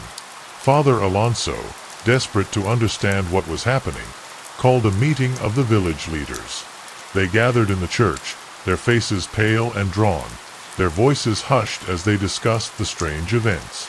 "We have awakened something," Father Alonso said, his voice barely above a whisper. "Maria's curse has not been lifted, it has only just begun."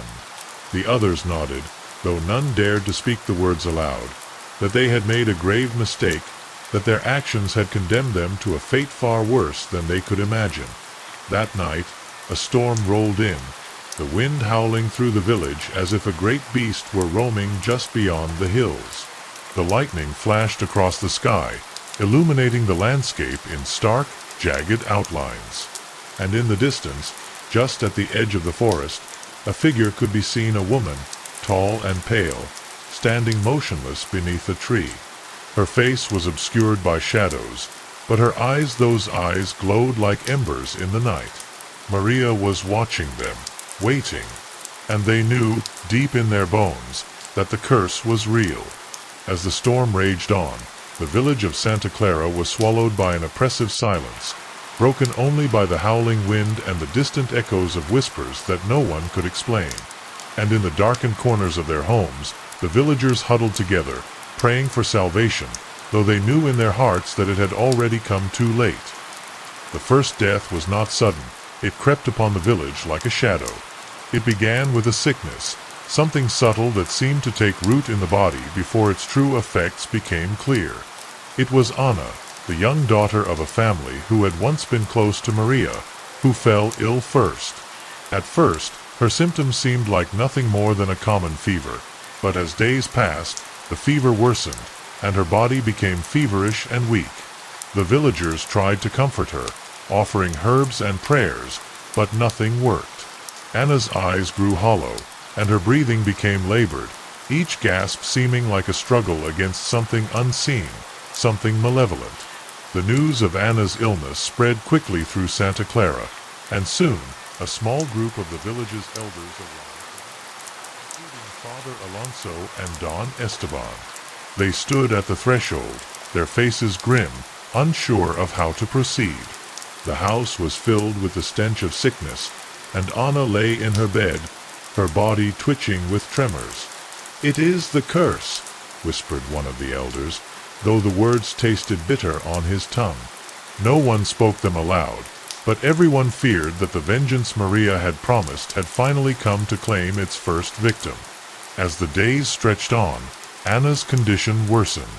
Her family, helpless and afraid, could only watch as their beloved daughter withered away before their eyes. Her once vibrant skin grew pale, and her eyes, once full of life, became dull and glassy.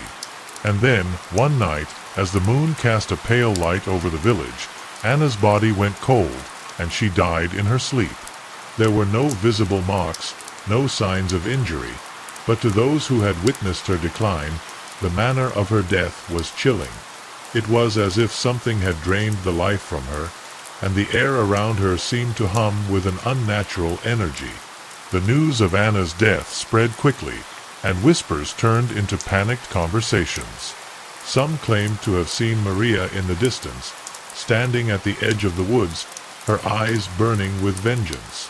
Others spoke of the strange dreams that had plagued them in the nights before Anna's death, dreams of a woman dressed in white, beckoning them to follow her. But it wasn't just the whispers that filled the air, it was the palpable fear that gripped the entire village. It was clear now that the curse was real, and the terror was just beginning. In the days that followed, more deaths came, each one as mysterious and unexplained as the last. First, it was the butcher, a large man named Eduardo, whose heart simply stopped in the middle of a quiet afternoon. He had been healthy just the day before, but when his wife went to check on him, she found him collapsed on the floor, his eyes wide open, his body stiff and cold. His death was followed by another, the old widow, Señora Blanca, who had lived alone for many years. She had been seen walking through the village just the day before, but the next morning, her body was discovered in her bed, her face frozen in a look of sheer terror. Each death seemed to mirror the one before it, and the fear among the villagers grew into something much darker. The once peaceful streets of Santa Clara had become a maze of suspicion, with eyes darting nervously from house to house, from person to person. Everyone looked at each other with mistrust, wondering who would be next. Would it be them? Would their family be the next to suffer under Maria's curse? In a town built on community, it was clear that the fabric of their lives had begun to unravel. Father Alonso, despite his growing fear, continued to lead prayers, his voice trembling with each word he spoke. The church bell rang incessantly, tolling like a warning to the villagers, though none could escape the feeling that their prayers were futile. He had no answers for them. He had no comfort to offer, only the bleak truth that they were all at the mercy of something far beyond their understanding. The curse, as he now believed, could not be stopped. It would consume them all unless they did something drastic, something that would cost them dearly. In the midst of this growing panic, a group of young people, Lucia, Jose, and Marta, decided to take matters into their own hands. They were among the few who had not yet succumbed to the fear, and they believed that there had to be an explanation, something that could end this madness. They gathered in secret, away from the prying eyes of the village, and began to piece together what they could about Maria. They found the old trial records in the church archives and pored over them late into the night, searching for clues. They found the lies, the false accusations, and the twisted testimony that had sealed Maria's fate. The truth was there, hidden beneath layers of deceit, but the cost of revealing it seemed higher than they could have imagined. One evening, as they huddled together in the back of the church, Lucia found something that sent a chill down her spine. Among the trial records was a letter written by Maria herself, dated just days before her execution. In it, Maria spoke of her innocence, her desperate pleas to the village leaders, and a final warning: "When I am gone, the blood of the guilty will stain your hands. Your descendants will pay for your crimes, and your sins will follow you into eternity." Lucia's heart raced as she read the letter aloud to the others. The words seemed to echo in the stillness of the room, and for the first time, they realized that Maria's curse was not a mere act of revenge, it was a punishment, a curse tied to the bloodlines of those who had condemned her. The group was silent for a long time, each of them lost in their thoughts. They now knew that they were not just facing the spirit of a wronged woman, they were facing something much darker, something that could not be easily stopped. The blood of the guilty had stained their hands, and the curse had already taken root. But there was still one question they could not answer. How could they stop it? How could they break the cycle of death that had taken hold of Santa Clara? Lucia felt the weight of the letter in her hands, her fingers trembling as she closed it. The answer, she feared, would come at a great cost. And yet, there was no turning back now. The village was cursed, and the bloodlines of the executioners had been marked. It would only be a matter of time before the curse claimed more lives. The death toll in Santa Clara began to rise with an alarming speed. After the butcher and the widow, the village was gripped by a feverish panic that no one could contain. The once peaceful streets were now filled with whispers, fearful eyes darting from window to window. No one was safe. The village that had once been a close-knit community now felt like a ghost town, with the remaining residents locking themselves in their homes, unwilling to venture out after dark. The very air seemed heavy with dread, as though something unseen was hanging over them, watching their every move. It wasn't just the deaths that fueled the fear, it was the way in which they occurred. Every death seemed to be followed by strange occurrences. The dead were found with their eyes wide open, their bodies stiff and cold, and their faces frozen in expressions of terror. But it was the way they died that unnerved everyone the most. No signs of violence, no struggle, just the sudden, inexplicable loss of life. The village healers, despite their best efforts, could not explain it. The disease they had hoped was the cause turned out to be something far darker, something they could not understand. As the days went by, a sense of hopelessness began to take root in the hearts of the villagers. Father Alonso's prayers seemed to have little effect. The church, once a sanctuary of comfort, now felt empty, as though the very walls had become tainted by the evil that haunted Santa Clara. The villagers began to speak in hushed tones, each one terrified to say what they feared aloud, that Maria's curse was real, and there was no escape from it. One afternoon, Lucia, Jose, and Marta met in secret once more. They had been researching for days, poring over any documents they could find, searching for any possible way to stop the curse. But every lead they followed seemed to lead them to a dead end. There was no easy solution. The only thing they knew for certain was that the curse was tied to the bloodlines of the executioners. And now, with each death, the village grew weaker, as if the very land itself was slowly being drained of life. "How long before the rest of us are gone?" Jose asked, his voice shaking with fear. He had lost his sister to the curse just days before, and his grief had turned into a gnawing dread that consumed him. "It's only a matter of time before it's one of us next." Lucia's face was pale, her eyes hollow with exhaustion. She had barely slept, staying up through the night, reading every book and manuscript she could find. But the more she read, the more the truth became clear. They were not just facing a ghost seeking vengeance. They were facing something much older, much more dangerous. Maria's curse was not simply a spell, it was a binding force, a punishment for sins committed generations ago. The bloodlines of the guilty had been marked, and unless something drastic was done, the village would continue to suffer. "We need to find a way to break the curse," Lucia said, her voice firm, though she too could feel the weight of despair. "We can't just wait for it to take us all. There has to be something, some way to end this before it claims everyone." Marta, who had been quietly listening, spoke up. "We know the curse is tied to the bloodlines, but what does that mean? How do we break it? How do we stop Maria?" The three of them sat in silence for a moment, the weight of their situation settling over them like a heavy fog. Lucia felt her pulse quicken as the answer began to take shape in her mind. The curse wasn't just about the bloodlines, it was about the wrongs that had been done, the injustices that had been ignored for too long. Maria had not just been executed, she had been betrayed, used as a scapegoat for the village's own failures. And now, her spirit sought justice. "If we can uncover the truth," Lucia said slowly, her voice trembling but determined, "if we can prove that Maria was innocent, that her execution was a mistake, maybe we can undo the curse. Maybe we can convince her spirit to rest." The three of them exchanged uncertain looks. The idea seemed almost impossible. How could they undo what had already been done? How could they change the past, when the village had already condemned her? But as they talked, the weight of their words began to feel more like a plan than a desperate wish. They needed to find proof.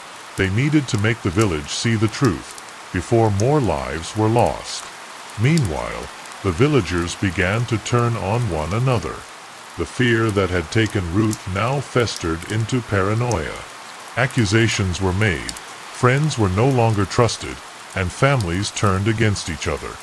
Those who had spoken in defense of Maria at her trial found themselves isolated, shunned by those who now believed they had brought the curse upon the village.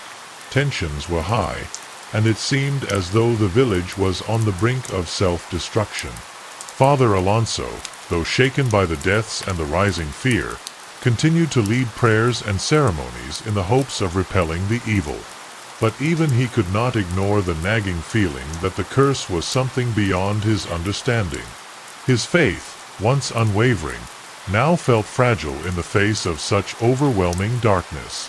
He began to question whether there was anything he could do to save the village, or whether they were all doomed to face the consequences of their actions. As night fell once again over Santa Clara, the storm clouds began to gather in the sky, blotting out the stars. The wind picked up, howling through the empty streets, as if echoing the cries of the lost. And in the distance, just beyond the village, a figure could be seen standing in the shadows of the trees. Maria's spirit had returned, her eyes burning with the weight of vengeance, waiting for the village to recognize the terrible price they would soon pay. The decision had been made. Lucia, Jose, and Marta could no longer sit idly by while the village spiraled into madness. The deaths, the whispers, and the growing paranoia were too much to bear. They knew that the only way to stop Maria's curse was to uncover the truth of her execution, to expose the lies that had been told, and to clear her name. They gathered in secret once more, away from the prying eyes of the fearful villagers, determined to find the answers that could end the nightmare. Their first step was to return to the church archives. Lucia had already spent countless hours searching through the old records, but there was still much to be uncovered. The dusty, forgotten pages held fragments of a past that had been buried for too long. The air inside the church was thick with the scent of mildew and age, and the light from their lanterns cast long, flickering shadows across the room. As they sifted through the ancient books, each discovery seemed to bring them closer to the truth, but also further into the heart of darkness. It was Jose who found the first piece of significant evidence. Hidden between the pages of an old parish ledger, He found a letter, one that had been written by Maria herself, just days before her trial. The letter was brief but powerful, filled with pain and sorrow, and it told the story of her wrongful accusation. "I do not understand why they do this," the letter read. "I have only ever sought to help. They call me a witch, but I know nothing of such things. I am no witch.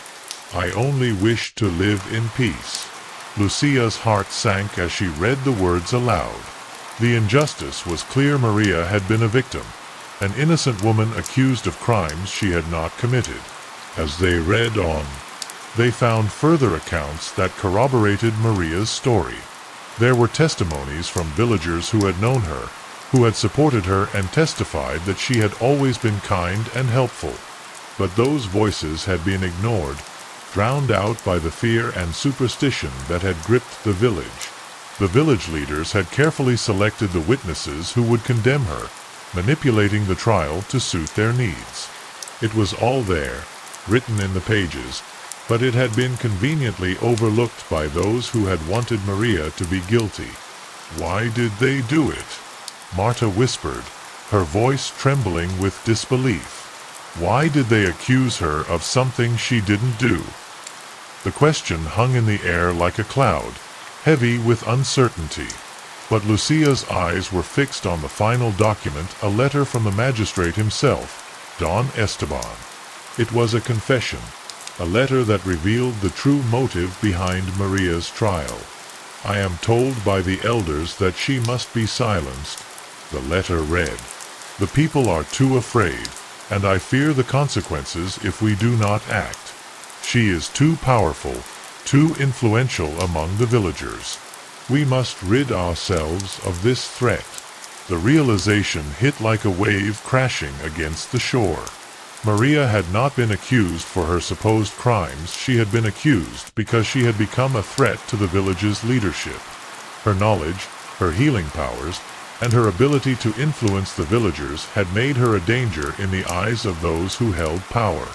And so they had used the charge of witchcraft to remove her, to silence her, and to protect their own interests. But in doing so, they had condemned the entire village to a curse that would never fade. As the group absorbed the gravity of their findings, a sudden chill swept through the room. The temperature seemed to drop, the air growing thick and heavy, as though something unseen had entered the space. Lucia looked up, her breath catching in her throat as a cold draft swept through the church. For a moment, everything was still, and then, faintly, they heard it, whispers, soft but insistent, drifting from the shadows. The sound was faint at first, barely audible, but it grew louder, until it was a chorus of voices, each one calling their names. It was as though the very walls were alive with the voices of the past. José's eyes dotted nervously around the room. "Did you hear that?" he asked, his voice cracking. The whispers continued, but now they were clearer, and they carried a sense of urgency, as if Maria's spirit was trying to reach them. Lucia, her heart racing, stood up and moved toward the altar, her hand shaking as she picked up a candle. She felt it, the presence, the weight of Maria's spirit, as though it were watching them from the shadows. It was then that they understood. Their investigation had not gone unnoticed. With a shudder, Lucia stepped back. "We need to leave now," she said, her voice low but firm. The others nodded, fear rising in their chests as they quickly gathered the records they had found. But as they made their way toward the door, the whispers grew louder, more insistent, and suddenly, the doors slammed shut with a deafening bang. The group froze, their hearts pounding in their chests. Outside, the wind howled, but inside, the church was deathly quiet, save for the sound of their own breath. Then, as if to answer their fears, the air grew thick with the scent of burning wood, as though the pyre were still standing, still smoldering in the village square. Lucia felt a cold hand on her shoulder, and she turned to see nothing but darkness. The presence of Maria was here, lingering in the room, her spirit seeking vengeance. "You have uncovered the truth," the whispers said. But now you must face the consequences." With a final push, the doors flew open, and the group rushed out into the night. But as they fled into the streets, they could feel the weight of Maria's curse closing in on them. The village of Santa Clara was no longer just haunted by a ghost, it was cursed by a truth that had been buried for far too long. And now, no one would be safe until that truth was brought to light. The night after their harrowing experience in the church, Lucia, Jose, and Marta could hardly sleep. Fear gnawed at them from the inside, each one haunted by the whispers they had heard in the shadows. The weight of Maria's spirit lingered, an oppressive presence that seemed to follow them even in their most private moments. Their investigation had uncovered the truth, but at what cost? They knew they had only begun to scratch the surface of the curse, and the deeper they dug, the more dangerous it became. The following evening, Lucia couldn't shake the feeling that they were being watched. She walked through the village with her heart pounding, glancing over her shoulder every few steps. She could hear the whispers again, but this time they were clearer, more distinct. Her name was called, soft and sweet, as if Maria were right behind her. Lucia quickened her pace, but the sound followed her, a faint whisper on the wind. She finally reached Jose and Marta's house, feeling the presence of the spirit closing in around her. Inside, the three of them gathered, their faces drawn with fear and exhaustion. They sat around a flickering candle, their eyes darting toward the door every time the wind howled outside. "We need to face her," Lucia said, her voice strained. "We've come this far. We can't stop now. We need to know what she wants, what she needs for this curse to end." Jose and Marta nodded, though their fear was palpable. They had all seen what Maria's spirit was capable of, and the thought of confronting her again filled them with dread. But they knew it was their only option. They decided to meet at the edge of the woods, where Maria had been seen the most. The forest had always been a place of mystery and danger in Santa Clara, but now it felt like a place of the damned. The trees twisted into grotesque shapes, their branches clawing at the sky like the hands of long-dead spirits. The moon hung high above them, casting long, eerie shadows that seemed to move as if alive. The air was thick with tension, and every sound, the rustling of the leaves, the snap of a twig underfoot, felt like a warning. When they reached the clearing, the temperature dropped suddenly, the chill biting at their skin. Lucia could feel her heart racing in her chest, but she stood firm. "We've come to find you, Maria," she called into the darkness. "We know the truth now. We know you were wronged. What do you want from us? Why are you doing this?" For a long moment, there was only silence. The forest seemed to hold its breath, the wind no longer rustling through the trees. And then, slowly, from the shadows, a figure emerged. Maria stood before them, her pale face illuminated by the ghostly light of the moon. Her eyes glowed with an unnatural intensity, and her long hair hung in tangled knots around her face. She was the very embodiment of vengeance, her presence so overwhelming that it felt as though the earth itself trembled beneath her. "You think you can stop this?" Maria's voice echoed, low and chilling. It was a whisper that seemed to come from all directions at once. "You cannot undo what has been done. The blood of the guilty has stained this land, and now you will all suffer the consequences. You are no different from those who condemned me." Lucia stepped forward, her voice trembling but strong. "We know what they did to you, Maria. We know you were innocent. But this curse, this vengeance, it doesn't have to continue. We can help you find peace. We can make them see the truth. Please, let us end this." For a moment, Maria stood still, her expression unreadable. Then, her lips curled into a faint smile, one that sent a chill down Lucia's spine. "You think you can end it? You think you can right the wrongs of the past? You cannot erase what has been done. The blood that was spilled, the lives that were taken, they cannot be undone. Her eyes locked onto Lucia's, and Lucia felt an icy grip on her heart, as though Maria's gaze had the power to freeze her very soul. The ground beneath them seemed to shift, the earth trembling as though the village itself were alive. Maria's spirit flickered and writhed like a flame in the wind, her form becoming less solid, more ethereal. The whispers that had followed them now grew louder, swirling around them in a cacophony of voices. Lucia felt a wave of dizziness wash over her, and the world around her seemed to spin. It was as though she were standing at the edge of a precipice, looking into a bottomless abyss. "You want to help me?" Maria's voice cut through the chaos. "You cannot help me, but perhaps you can help yourselves." The words were like a command, an ominous warning. "One of you is marked. One of you carries the blood of the guilty, the blood of those who condemned me. Only that person can break the curse. Only they can stop the bloodshed. But be warned, this task will not come without a price." Lucia's heart skipped a beat as she looked at Jose and Marta. Could one of them truly be the one Maria spoke of? The idea was both terrifying and impossible. How could any of them carry such a curse? And yet, as Maria's words echoed in her mind, Lucia realized that they had known all along. The bloodlines of the executioners ran through their veins.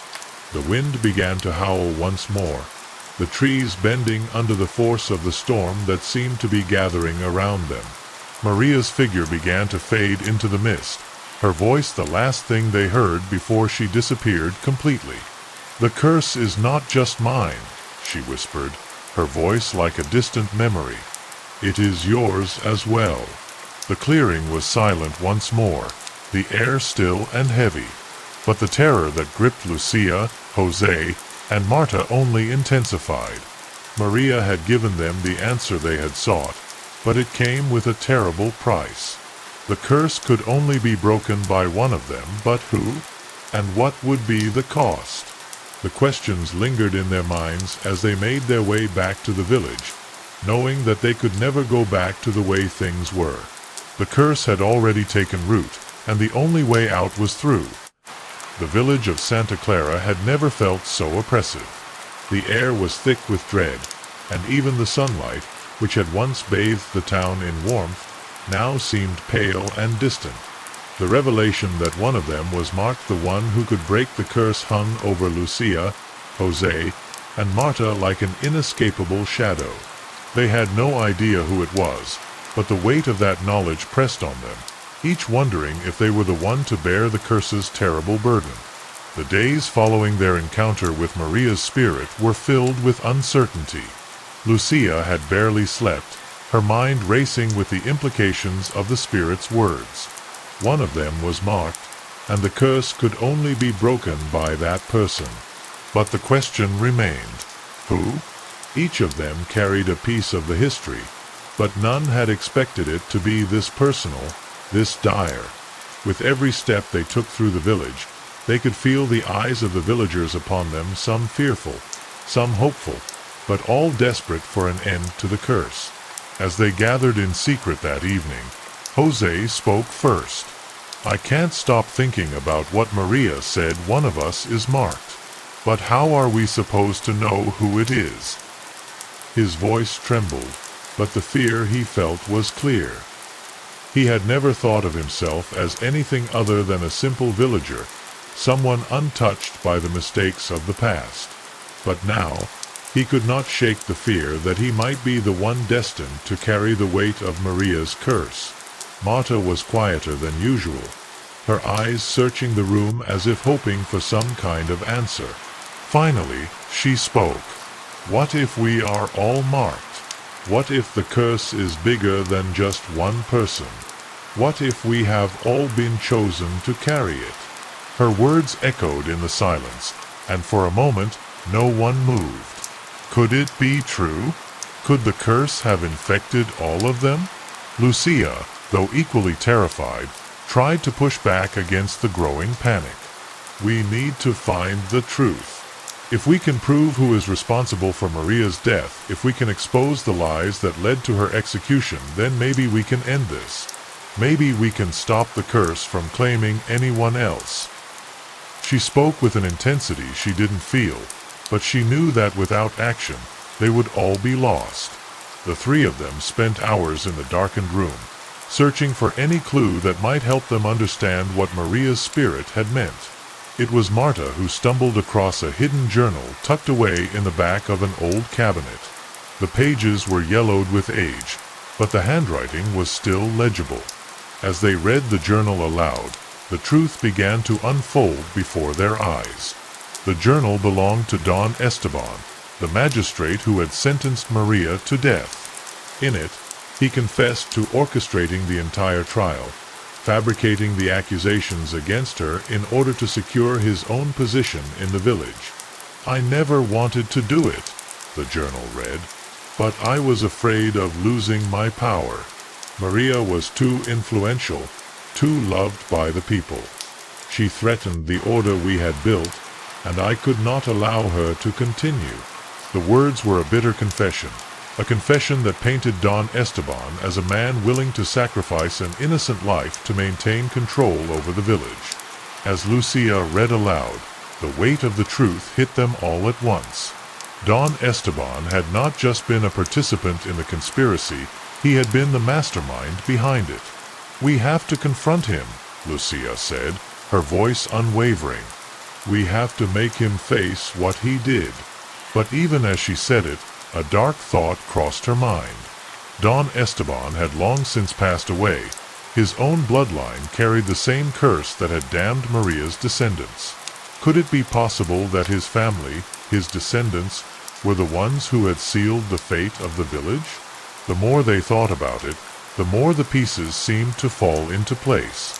In the days that followed, the villagers continued to die in mysterious ways, their bodies found with the same terrified expressions, their deaths unexplained.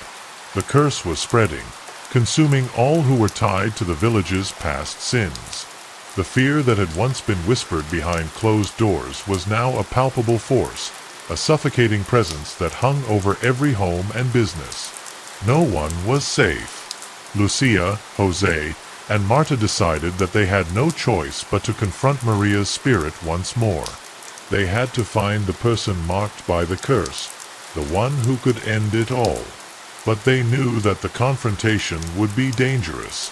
Maria's spirit had already proven that she was not easily appeased. And now, with each death, her vengeance seemed to grow stronger, more powerful. The three of them made their way to the forest once more, the same path they had walked before. This time, the air was thicker. The trees seemed darker, their branches twisting like fingers reaching out to grab them. As they entered the clearing, they could feel it, a presence, a weight that pressed on them from all sides. And there, standing in the center of the clearing, was Maria. Her form was more solid this time, more corporeal. Her eyes burned with an intensity that made Lucia's blood run cold. "You return," Maria's voice echoed, as though the very earth beneath them was speaking. "You think you can undo what has been done. You cannot." Lucia stepped forward, her heart racing. "We know the truth now, Maria. We know what happened to you, and we know who is responsible. But we need you to end this. We need you to let go of your anger. We can help you find peace." Maria's gaze shifted from Lucia to Jose and Marta, her eyes narrowing as if appraising them. "One of you is marked," she said, her voice a low, rumbling whisper. "One of you is destined to end this. But know this, there will be a price. The blood of the guilty must be paid for." The realization hit them all at once. The price would be high. The curse could not be undone without sacrifice, without the ultimate cost. The terror in the clearing intensified as Maria's figure flickered, her form beginning to disintegrate into mist. "Choose wisely," she whispered, and with that, her presence vanished, leaving only the eerie silence of the night. The village of Santa Clara stood at the edge of ruin. The curse that had haunted it for so long now loomed over the town like a shadow, growing heavier with every passing hour. The villagers, once united by their shared history, now walked in fear, knowing that something terrible was coming. Every death, every strange occurrence, only seemed to deepen the terror that gripped their hearts. But as the days passed, Lucia, Jose, and Marta knew the time had come to face the curse head-on. There was no more running, no more hiding. It was time for the final confrontation. The three of them met in secret once more, huddled together in the cold, damp room at the back of the church. The air inside felt stifling, heavy with the weight of the truth they had uncovered. They had learned the terrible cost of breaking the curse. Someone had to make the ultimate sacrifice. The blood of the guilty, Maria had said, must be paid for. But who would it be? Who among them was marked? The question hung over them like a sword, waiting to fall. "I can't bear the thought of it," Marta said, her voice barely above a whisper. Her face was pale, her eyes hollow from the sleepless nights she had spent thinking about the curse. How can any of us bear this burden? How can we choose who will sacrifice themselves? Jose shook his head, his expression grim. "We don't have a choice. We have to do this. The curse will never end if we don't." He looked at Lucia, his gaze steady. "We've come this far. We can't turn back now." Lucia took a deep breath, steeling herself for what had to come. She could feel the weight of her ancestors' sins pressing down on her, but she knew that the only way to stop the bloodshed was to end it once and for all. "We will face Maria's spirit together. But we need to be clear about one thing we can't stop until it's over. We will make the sacrifice if we have to, but it must be done." The decision was made. They would go to the clearing where they had first encountered Maria's spirit, where the curse had been set into motion. They gathered what little they could: candles, old prayer books, anything that might give them strength in the face of the unknown. The journey to the clearing felt different now, as if the very earth beneath their feet was aware of their purpose. The trees loomed darkly above them, their branches swaying in the wind like skeletal hands. The village felt distant, as if they were walking into a different world altogether. When they reached the clearing, the air was thick with anticipation.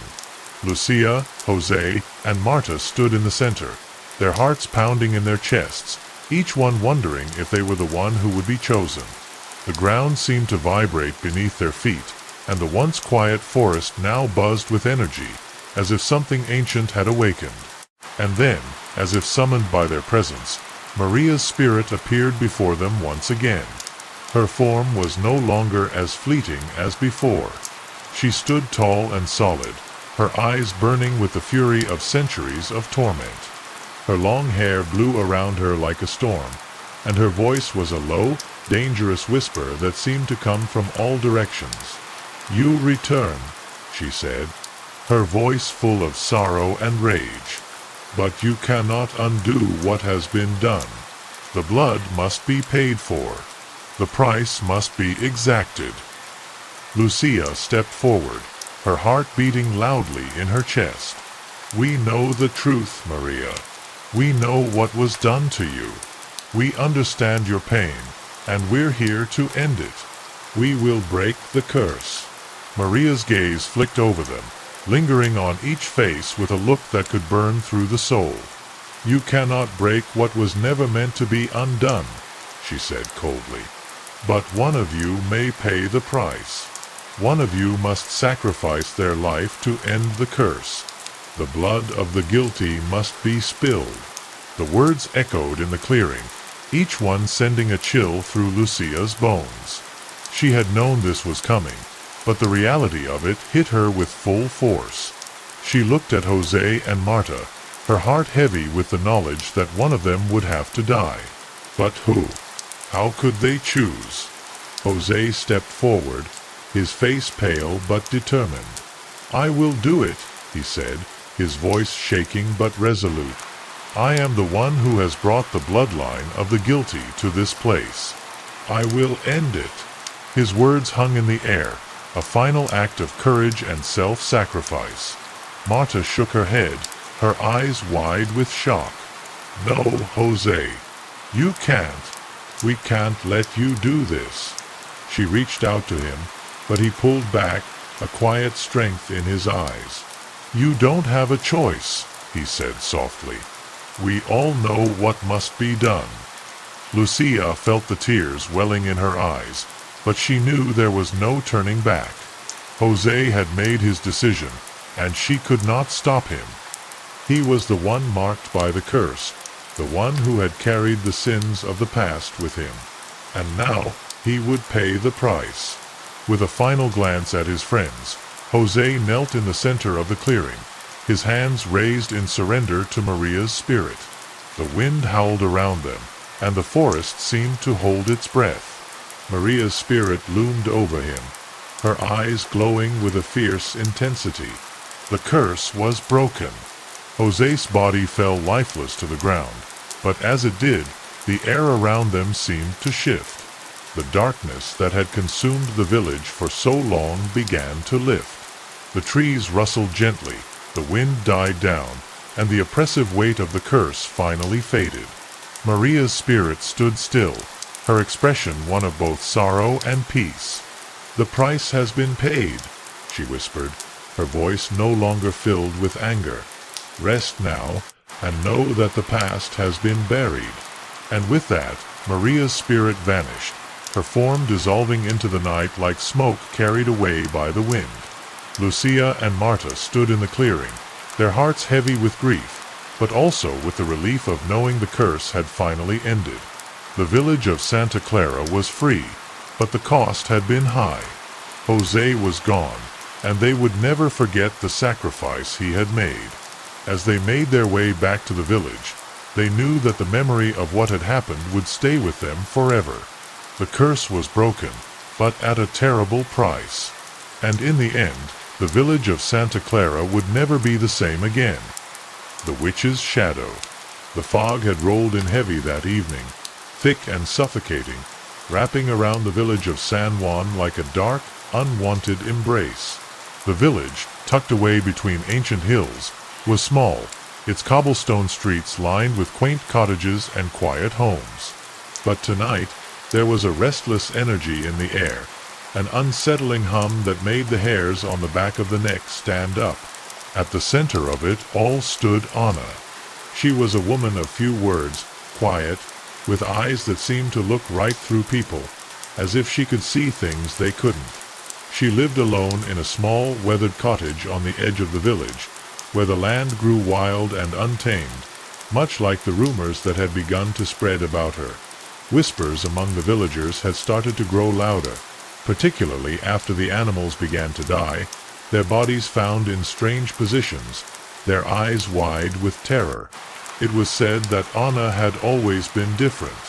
Her hair was long and dark, tangled with leaves and vines, and her clothes were patched, weathered by years of living close to nature. But the rumors of witchcraft hadn't started with the dead animals. No, they had begun long before, with the strange happenings that no one could explain. A child's fever that wouldn't break, a harvest that failed despite perfect weather, and the strange half-muttered prayers that the old woman was said to chant when no one was watching. The villagers had always been superstitious, and fear had a way of spreading faster than the truth. One by one, the villagers started to turn against Anna. Those who had once offered her a friendly nod now avoided her gaze, crossing themselves when they passed her in the street. And then came the night when Father Tomas stood before the villagers in the square, his face grim, his eyes filled with determination. "The devil has claimed her," he had declared, his voice filled with a power that made the crowd fall silent. "She has turned from the Lord. We must rid our village of her poison before it spreads." His words fell like stones into the anxious crowd, stirring them into a frenzy. No one could deny the fear that gripped them all. The harvest had failed again. The animals had died mysteriously. Children had fallen ill. And now, Anna had become the perfect scapegoat. With torches in hand, the villagers marched to Anna's cottage, their voices rising in a chorus of accusation. They found her sitting calmly by the fire, a single candle flickering in the dim light. She didn't resist as they dragged her from her home, her expression as unreadable as always. Her silence only deepened the fear of the crowd. A woman who could say nothing in the face of such accusations must surely be guilty. As they brought her through the village streets, the people stared at her with a mix of fear and hatred, some spitting on the ground as she passed. Her fate was sealed. The cries for her arrest had been loud, and now the whispers of her supposed witchcraft were too much to ignore. The priest had spoken. The villagers had judged. Anna's life was now in their hands, and they had already condemned her. Anna remained silent, her eyes unfocused as they led her to the center of the square, where a crude wooden platform stood waiting. The crowd gathered, murmuring to one another, their faces twisted with suspicion. The judge, an old man with a face like a cracked statue, stood at the head of the platform. His gavel came down hard. "We are gathered here today to rid this land of the evil that has taken root in our very midst," the judge proclaimed. His voice echoed through the square, but there was no joy in his words, only a cold finality. "Anna, daughter of no man, you stand accused of witchcraft and dealings with the devil. What say you in your defense?" Anna's voice, when it came, was soft and distant, as though it came from somewhere far away. "I am no witch," she said quietly. "I am only a woman who has lived as I have, close to the earth." But her words held no weight in the eyes of the villagers. The damage had already been done. The trial was nothing more than a formality. The crowd shifted uneasily, waiting for the sentence to be read. Anna's fate had been sealed long before this moment. The judge raised his gavel, his face cold and unmoving. "The sentence is death," he said, his voice carrying across the square. And with that, the crowd erupted into a chorus of murmurs, some cheering, some trembling in fear. For the shadow of death had fallen upon Anna, and with it, the promise of something darker to come. The trial began as the sun was still low in the sky, casting long, unnatural shadows across the village square. The once sturdy wooden benches were filled with the curious, the frightened, and those eager for justice. The people had gathered, some murmuring quietly, others stiff and silent, as the fate of Anna was decided by the very hands that had condemned her without mercy. The air was thick with tension, and there was an unspoken understanding among the crowd. This was not about truth, it was about fear. Father Tomas, dressed in his ceremonial robes, stood at the front, his eyes narrowing as he looked down at Anna, seated before the judge. His hands gripped the lectern with unnatural force, his knuckles pale. There was a fire in his eyes, a fire of righteous anger that would stop at nothing to extinguish what he believed to be evil. He had preached of Anna's wickedness for weeks, planting seeds of suspicion that had taken root in the hearts of the villagers. Now, in the cold light of the trial, he prepared to cast his judgment. "A woman like this," Father Tomas began, his voice cutting through the silence, "has no place among the righteous. She has walked among us like a lamb, but in truth she is a wolf in disguise, bent on leading us into darkness." His words were calculated, each one dripping with venom, and they struck the crowd like a whip. Many nodded in agreement, their faces twisted with conviction. Her actions, her very presence, are a curse upon this village. Anna remained still, her eyes half-lidded, as if the accusations didn't reach her. She had never been a woman to speak much, and here, in this moment of her undoing, she felt no need to defend herself. Her silence only seemed to confirm her guilt in the eyes of the villagers, and it drove them further into their fear. To them, Silence was the confession of a soul lost to darkness. The judgment was already cast in their hearts, though the trial was only just beginning. The judge, an ancient man with a severe face, spoke next. His voice was dry and cracked, like the parchment of an old book long forgotten. "Do you deny these charges, Anna?" he asked, his gaze fixed upon her. His hand trembled slightly as he held the gavel. He had heard the stories, seen the evidence, the strange symbols found in Anna's garden, the unexplainable occurrences that seemed to follow her. The thought of questioning them seemed pointless. The villagers had already decided. Anna raised her head slightly, her voice soft but clear. "I do not deny the way I live, nor the things I believe in. But I am no witch. I have harmed no one," she said. Her words were simple, yet in that moment they seemed as fragile as the dying light around them. Her heart was heavy, but her eyes betrayed no fear. She knew the outcome. The villagers had long made up their minds. In their eyes, she was the embodiment of their worst nightmares, and nothing she could say would ever change that. The first witness was a woman named Clara, an old friend of Anna's who had once walked the village paths beside her. Now, she stood at the front of the crowd, trembling with fear, her voice wavering. "I saw her," Clara said, her eyes darting nervously around the room. "I saw her speaking to the shadows in the forest. She called them by name." She stopped for a moment, struggling to find words that matched her fear. "I heard her voice in the wind. It was not a voice meant for human ears." Her words sent a ripple through the crowd. Eyes turned to stare at Anna as though she were already marked by the devil himself. The judge nodded gravely, clearly satisfied with Clara's testimony. He motioned for the next witness. This time it was an older man named Pedro, one of the farmers whose cattle had mysteriously fallen ill the previous winter. "I found her at my field," he said, his voice hoarse, "and when I spoke to her, she gave me no answers. She only stared at me with those cold, dark eyes, as though she knew something I didn't. And then my cattle, my entire herd, died within days of that encounter. It was as though she had cursed them." He paused, his voice trembling with the weight of his words. There was something unnatural about it.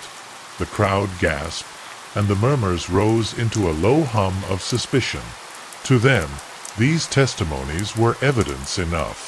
Anna's strange habits, her silent demeanor, and the unsettling things that had been happening in the village, all of it fit together like pieces of a dark puzzle. No one thought to question whether the misfortunes that had befallen the village were simply coincidences. Anna had become the village's scapegoat, and with each accusation, her fate seemed to draw closer. In the face of these false testimonies, Anna spoke again.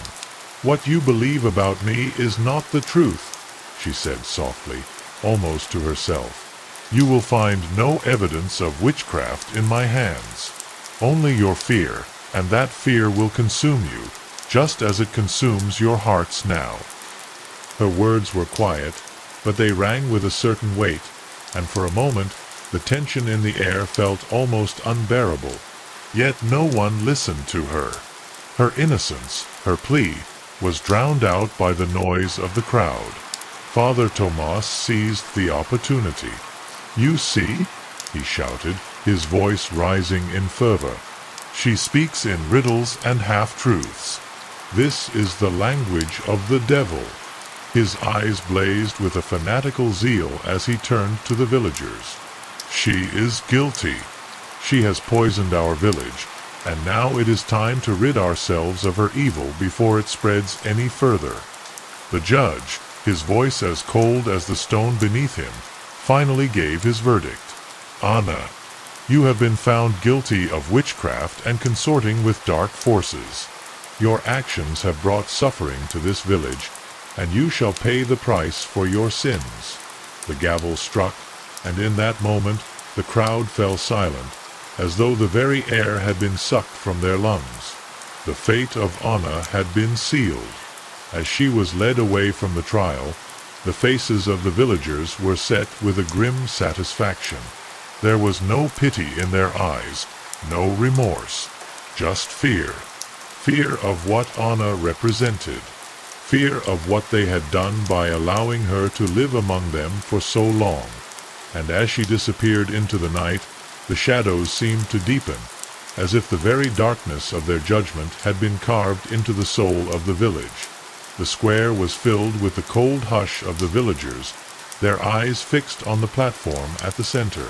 The morning sun had failed to break through the heavy clouds, and a deep chill lingered in the air.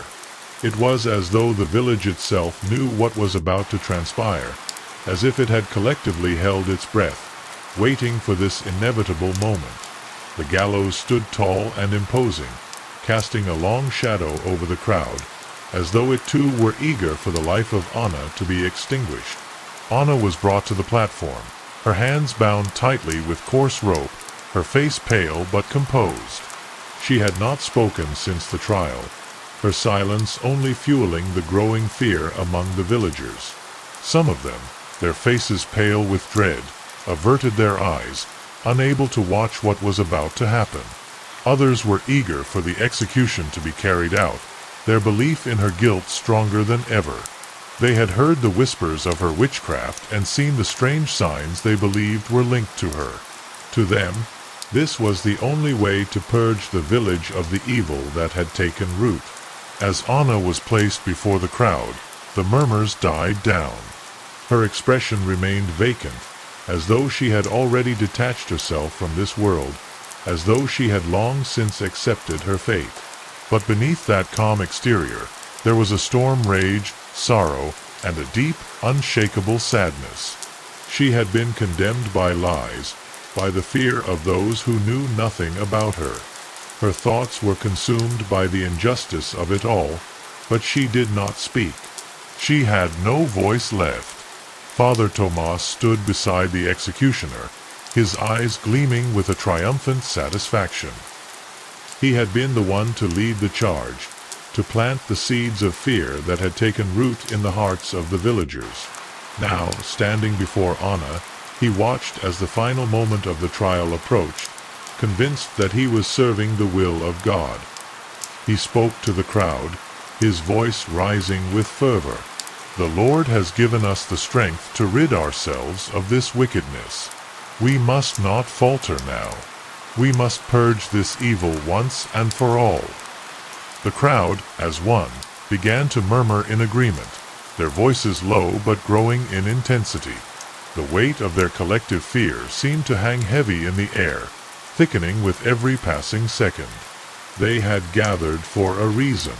They had come to see the end of something they had never understood, something they feared more than anything. Anna, standing before them, was no longer a woman in their eyes. She was the embodiment of everything that threatened their safety, their peace, their faith. The executioner stepped forward, a large figure in a dark hooded cloak. His face was hidden, but his hands were steady as he lifted the rope, looping it around Anna's neck. She did not resist. She stood motionless, her eyes staring out over the sea of faces before her, but her mind was elsewhere. She felt the cold wood beneath her feet, the tightness of the rope, and then the haunting stillness of the moment. As the lever was pulled, a sharp crack echoed through the square. The rope tightened, jerking Anna's body upward with terrifying force. Her feet kicked out, but they found no ground to stand on. For a moment, the world seemed to freeze, as though the earth itself had held its breath. A collective shudder rippled through the crowd, and the only sound was the wind rustling the leaves of the nearby trees. Anna's body hung limply from the rope, swaying slightly in the wind. Her eyes, wide and vacant, stared out across the crowd, unseeing. There was no final cry, no plea for mercy. The curse that had been whispered for so long had been fulfilled. And yet, the villagers could not shake the feeling that something was terribly wrong. The satisfaction that should have come from this moment was absent. replaced with an uneasy stillness that settled deep in their bones. Father Tomas stepped forward, his gaze lingering on Anna's lifeless form. For a moment, a flicker of doubt crossed his face, but it was gone as quickly as it had appeared. He turned to the crowd, his voice booming with false authority. "This is the will of God. Let no one question it. Let this be a lesson to all who would turn from the light of the Lord. There is no place for witches in this world." His words, though meant to reassure the villagers, felt hollow. The air around them seemed to thicken, the village suddenly too quiet, too oppressive. As Anna's body was cut down and taken away, the villagers began to disperse, but their steps were hesitant, their heads low. They were not celebrating a victory. They were not rejoicing. They were only left with a feeling of unease, a sense of something unresolved, something unspoken that would hang in the air long after the crowd had gone home. The streets of San Juan seemed quieter than usual in the days that followed. The sun remained hidden behind a thick veil of clouds, and the air carried a chill that settled deep in the bones. It was as though the village had been changed, altered in some way that no one could quite name. And yet, beneath the surface, something stirred. A sense of injustice, of something unfinished, clung to the walls of every home, to the very earth beneath their feet. In the silence that followed Anna's execution, a single word echoed through the village, one that no one dared to speak aloud. Revenge. Years passed, though the unease that settled over San Juan never truly left. The village, once full of light and laughter, had become a place where shadows lingered a little too long, where the air seemed perpetually thick with the scent of something wrong. The people had tried to move on from the execution, to convince themselves that they had done what was necessary to save their village. But the truth, that deep, uncomfortable truth, gnawed at them, growing stronger with each passing year. Strange things began to happen. The crops, which had once flourished in the fertile soil, now struggled to grow. What little did sprout quickly withered, leaving the villagers with barren fields. Livestock, once healthy and abundant, fell sick one after another, their bodies writhing in agony before they died. The children of the village began to complain of terrible nightmares, nightmares of a pale woman with hollow eyes and twisted hair, her face contorted in agony as she called their names. The fear, though unspoken, was palpable, thickening the air in every home. It began one winter night, when the moon hung low and red in the sky, casting an unnatural glow over the village. It was on this night that the first signs of Anna's return appeared. The wind had started to howl in a way that was unlike anything the villagers had ever heard before, a deep, mournful wail that seemed to come from the very ground itself. People bolted their doors and shuttered their windows, but the feeling of being watched remained, as though eyes were upon them from the darkness just beyond the reach of the firelight. It wasn't long before the whispers started again. At first, it was small things a flicker in the corner of someone's eye, a shadow that moved where it shouldn't. People claimed to hear footsteps behind them when no one was there. The air grew colder, even in the heart of summer, and the darkness seemed to last longer each day. Those brave enough to wander out after nightfall swore they saw something moving just out of their sight, a figure too tall, too thin, and too pale to be human. But when they looked closer, it was always gone, vanishing into the night like a bad dream. It wasn't until one fateful evening, when a storm had swept in with ferocious winds and blinding rain, that the spirit made her presence known. A young man named Pedro, who had once been a child when Anna had been sentenced, was walking back from the neighboring village after delivering goods. His lantern flickered in the storm, and the rain made the world feel distant and unreal. As he passed the edge of the woods near Anna's old cottage, he saw something that made his blood run cold. There, standing just beyond the tree line, was a figure. Pale, thin, and twisted, its hair tangled with leaves and branches, its eyes hollow and black, staring straight through him. Pedro froze, unable to move or speak. The figure raised a hand, a long, bony finger pointing directly at him. And then, as if summoned by some unseen force, a gust of wind tore through the trees, knocking his lantern from his grasp. The light went out, plunging him into complete darkness. Pedro heard a voice then, a whisper that seemed to come from all around him, echoing in his mind. "You can't run from me," it said, the words twisting in the air like smoke. "You should have never condemned me." When the storm passed and the villagers found Pedro hours later, he was standing at the edge of the forest, his eyes wide with terror. His clothes were soaked, his body trembling as though he had been frozen in the cold for hours. He spoke no words, only muttered incoherently, shaking his head. He had seen something that had broken his mind. And from that day forward, Pedro was never the same. His mind shattered. He wandered the village in a daze, his once bright eyes now clouded with fear and confusion. He could never escape the image of Anna's spirit, always watching, always waiting. The events that followed were equally disturbing. Over the next few weeks, more and more villagers reported seeing strange things, shadows moving in the corners of their homes, whispers in the wind that spoke only Anna's name. And sometimes, in the dead of night, they would hear a sound soft at first, like a footstep, then growing louder until it was a full-fledged pounding, as though someone was trying to break into their homes. When they opened the door, nothing was there, only the cold emptiness of the night. The once vibrant town square, now a place of memories and unease, became the site of the most chilling of all sightings. It was on a moonless night that a figure appeared at the very spot where Anna had been executed, her form barely visible against the blackness. Those who had dared to walk near the square in the dark spoke of hearing her voice, faint but unmistakable, calling out from the shadows. The air would grow thick with an oppressive weight, as though the earth itself had decided to swallow them whole. And each time, when they turned to leave, they felt her eyes on them, her presence lingering in the very air they breathed. The villagers began to speak openly of Anna's return, but no one dared to say her name aloud. They spoke of the shadow that haunted them, a dark presence that followed them from house to house, from field to field. Some, desperate to escape the terror, left the village, never to be seen again.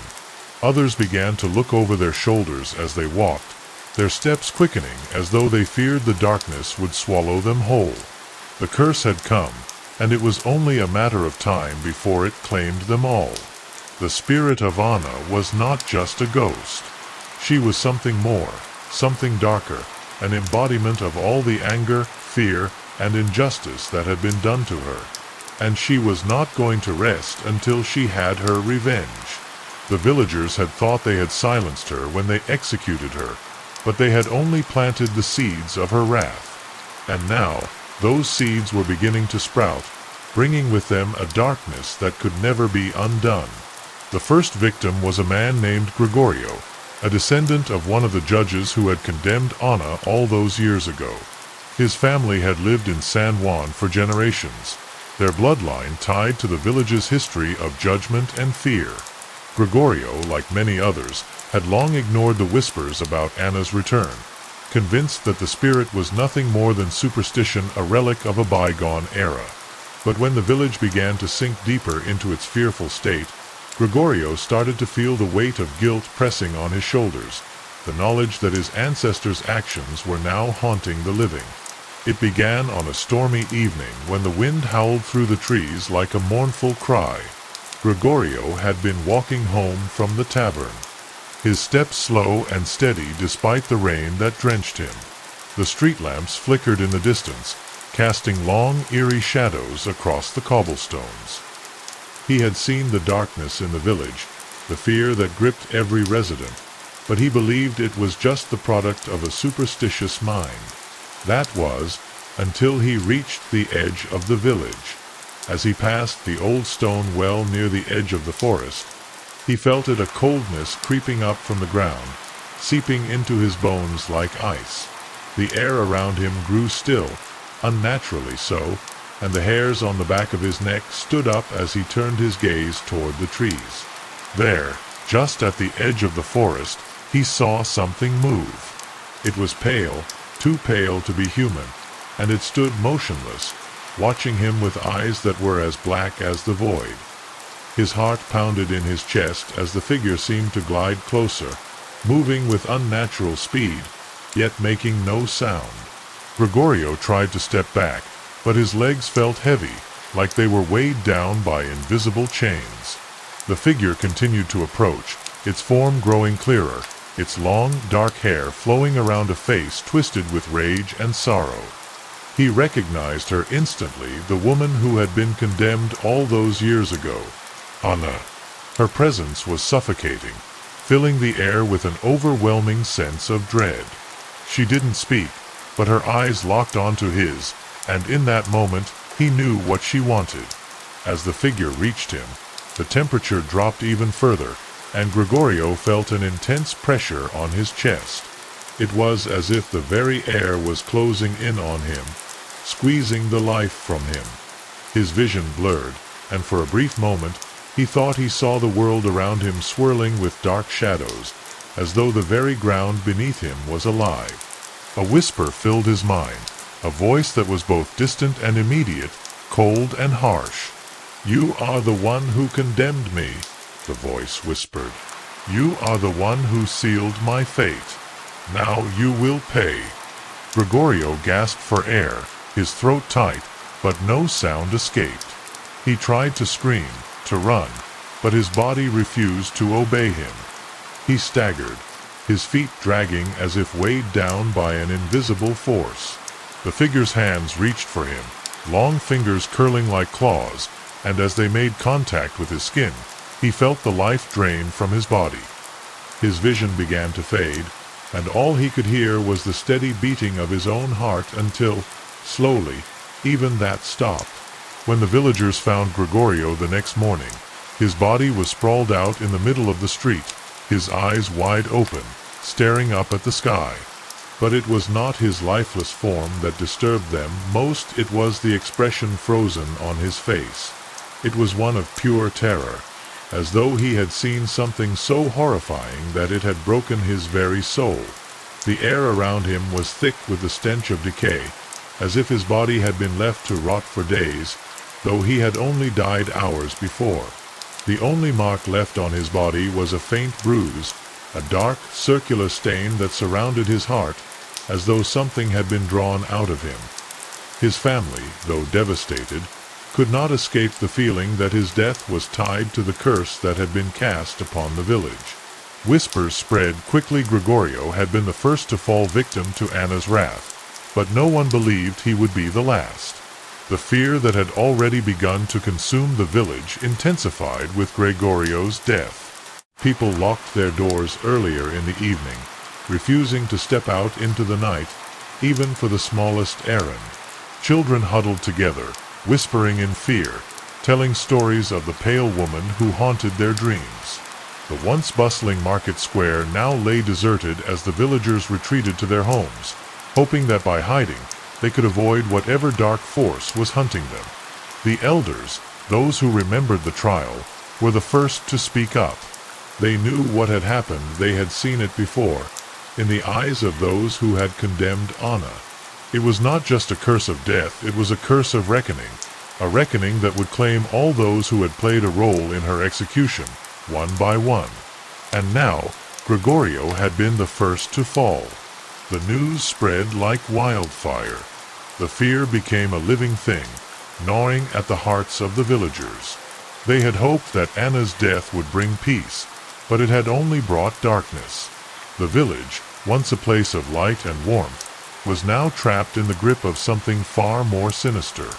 And with each passing day, the list of those who had been involved in Anna's death seemed to grow smaller. The death of Gregorio left the village in a state of shock, but it was the silence that followed that truly unsettled the people of San Juan. 4 days, there were no more deaths, no more appearances of Anna's spirit. But the fear that had already taken root in their hearts festered in the absence of something tangible to fear. The villagers began to question one another. They glanced over their shoulders when they walked down the street. Conversations grew hushed, and in the privacy of their homes, doors were bolted and windows closed tightly, as though the very air outside held a threat that no one could escape. It wasn't long before more deaths followed, one after another, each more disturbing than the last. The next to die was Maria, a young woman who had recently married and was well liked by the community. She had been one of the most vocal in condemning Anna at the trial, urging for the woman's execution with a passion that seemed almost fanatical. No one could ignore that she was also a descendant of one of the villagers who had helped lead Anna to the gallows. It seemed clear to many that Anna's wrath had found another target. Maria was found in her own home, a strange bruise forming around her neck, as though something had strangled her in her sleep. Her body was cold, unnaturally so, and her eyes were wide open, fixed in a stare that seemed to pierce into the very soul of whoever looked at her. The bruise was identical to the one found on Gregorio, the mark that had seemed to drain the life from him. The same mark appeared on Maria, and with it, the same horrifying expression of terror. The villagers were paralyzed by fear. It was no longer just a rumor or a distant whisper in the dark. Anna's curse had become an undeniable truth, and it was coming for them all. The village square, once bustling with activity, was now a place of dread. People avoided it at all costs, walking around the edges, staying as far away from the center as possible. Those who dared to visit the local church to pray found themselves praying for more than just divine protection. They prayed for survival. As the days passed, it became clear that Anna's curse was not simply taking the lives of those who had condemned her, it was targeting their descendants. One by one, the children, grandchildren, and even great-grandchildren of those who had participated in Anna's trial or execution began to die. It was as though Anna's vengeance was not a simple act of retribution, it was a plague that would never stop, a relentless force that would continue to hunt down the guilty, no matter how many years had passed. With each death, the fear within the village deepened. People began to lock their doors at dusk, the sounds of hurried steps echoing in the streets as families huddled together, praying for the morning light. No one felt safe. There was no logic to the deaths, no pattern that could be understood. Some said it was random, that anyone could be next. Others whispered that the curse had been designed to target only those who carried the blood of the guilty. But the fear did not stop there. It spread, seeping into every corner of San Juan. Neighbors turned on each other, accusing one another of being complicit in the executions, of harboring the spirit of Anna within their hearts. The once close-knit community had fractured into factions, each more paranoid and distrustful than the last. No one dared to speak freely.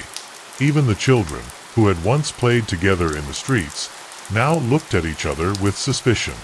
Whispers of betrayal and deceit filled the air, and the village that had once been a sanctuary of familiarity was now a place of isolation. The elders, those who had lived through the trial and execution of Anna, were the first to voice their fears. They spoke of an ancient truth, an old superstition that had been passed down through generations.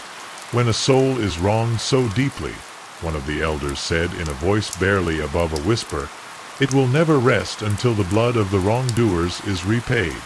Anna's spirit will not leave this village until it has claimed the last of those who condemned her. But no one had any answers. No one knew how to stop the killings, how to stop the curse that seemed to have taken on a life of its own. There were no priests who could pray it away, no rituals to cleanse the village of its sins.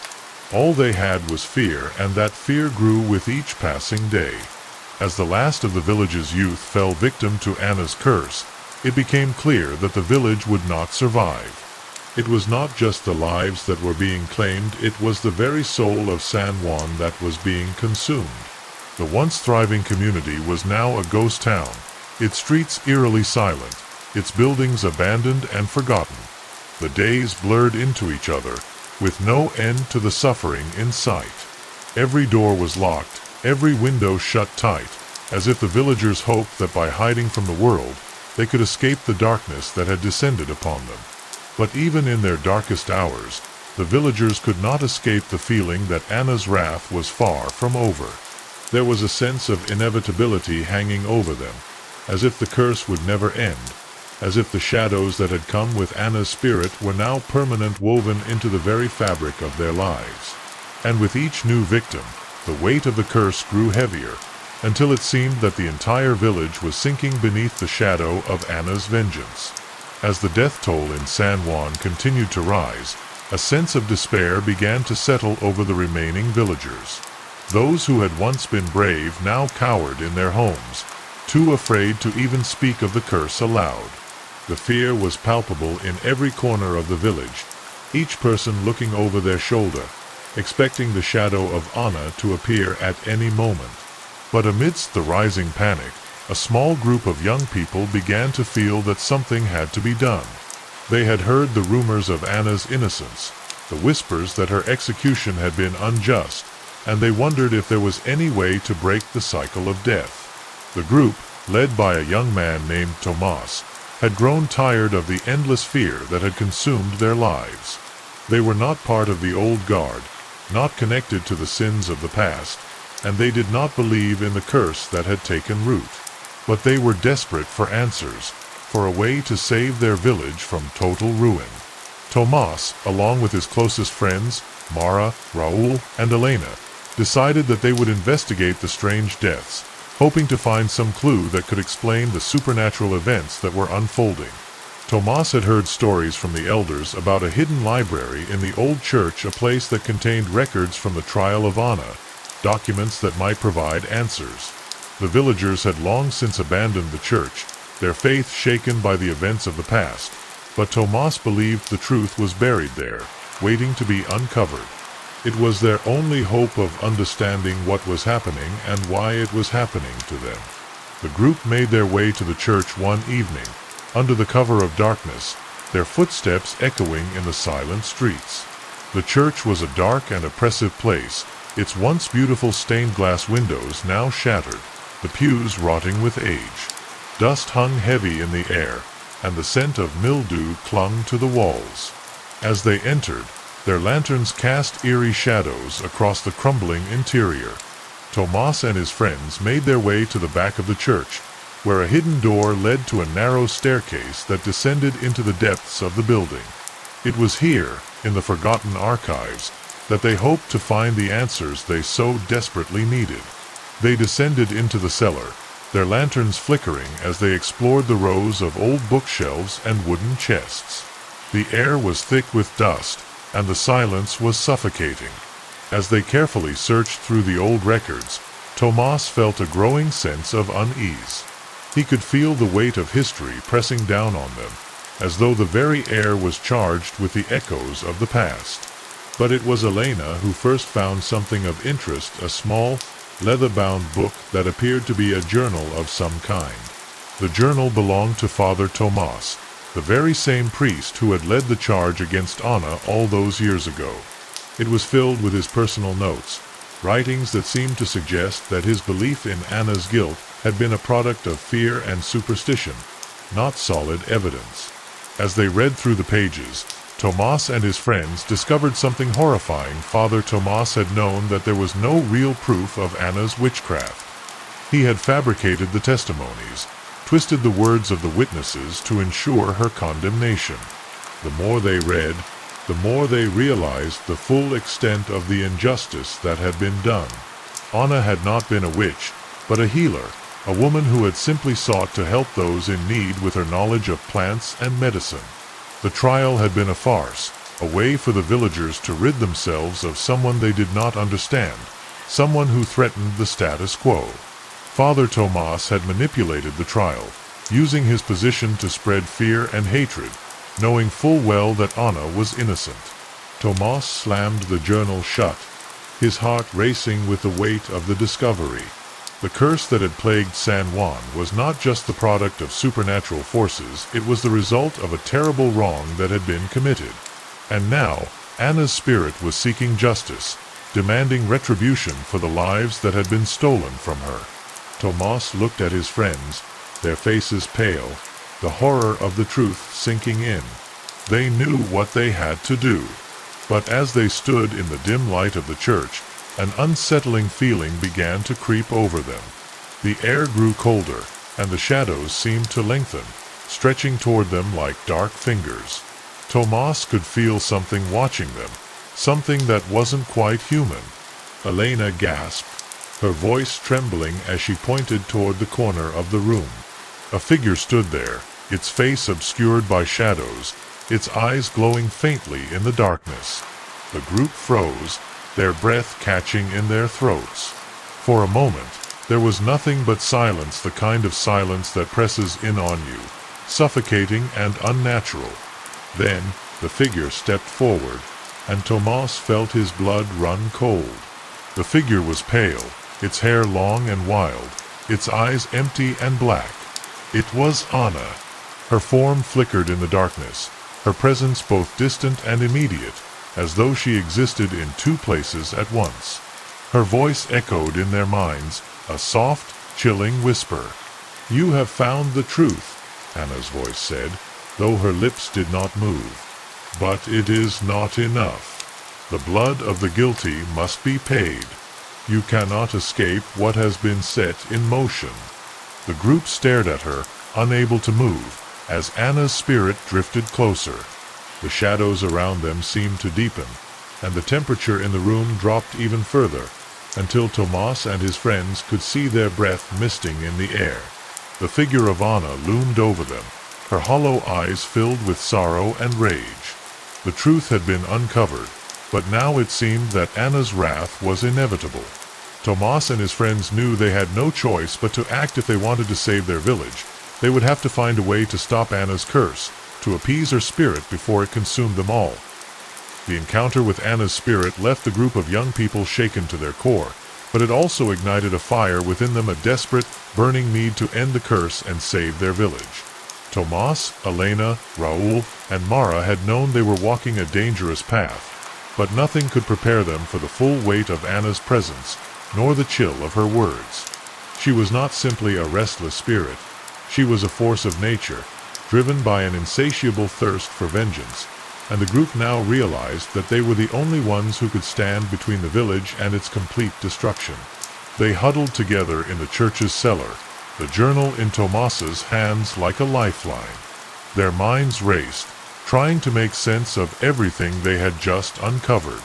There was no simple way to undo the damage that had been done, no easy path forward. But they knew one thing for certain: if they didn't act quickly, Anna's wrath would continue to claim the lives of those who had been complicit in her death, and the village would fall into complete ruin. Elena, her face pale from the encounter, was the first to speak. "We have to stop her. We know she's angry, but we also know she wasn't a witch. She was innocent. We have to make that right." Her voice trembled, but there was determination in her eyes.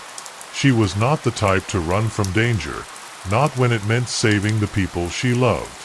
Raul nodded, looking toward Tomas. "But how? We've already uncovered the truth, but Anna's curse is far beyond any logic. She's not just a spirit, we felt it. It's like she's everywhere, watching us, waiting for us to make a mistake." The fear in his voice was undeniable, but his resolve was just as strong. They could not afford to fail. Too many lives were at stake. Mara, who had been quiet until now, suddenly spoke, her voice softer but filled with a strange kind of wisdom. "There's something else we haven't considered. Anna's curse isn't just about vengeance. It's about redemption, too. She's been wronged, but if we can somehow give her the peace she's been denied, maybe the curse will end." Tomas looked at her, considering her words. "What do you mean?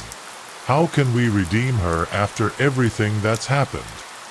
The question hung in the air, heavy with doubt. But Mara's gaze remained steady, and she seemed to be searching for something just out of reach, as though the answer were hidden somewhere in the very fabric of their village's history. "We need to confront Anna's spirit," Mara continued, her voice growing more certain.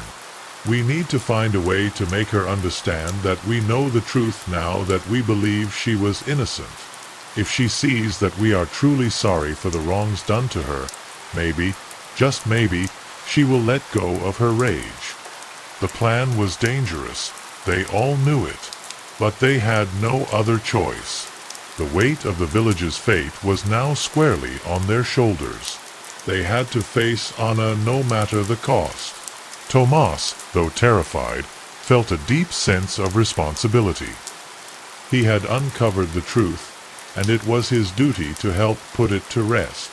He couldn't allow the village to be consumed by darkness, not when there was a chance to make things right.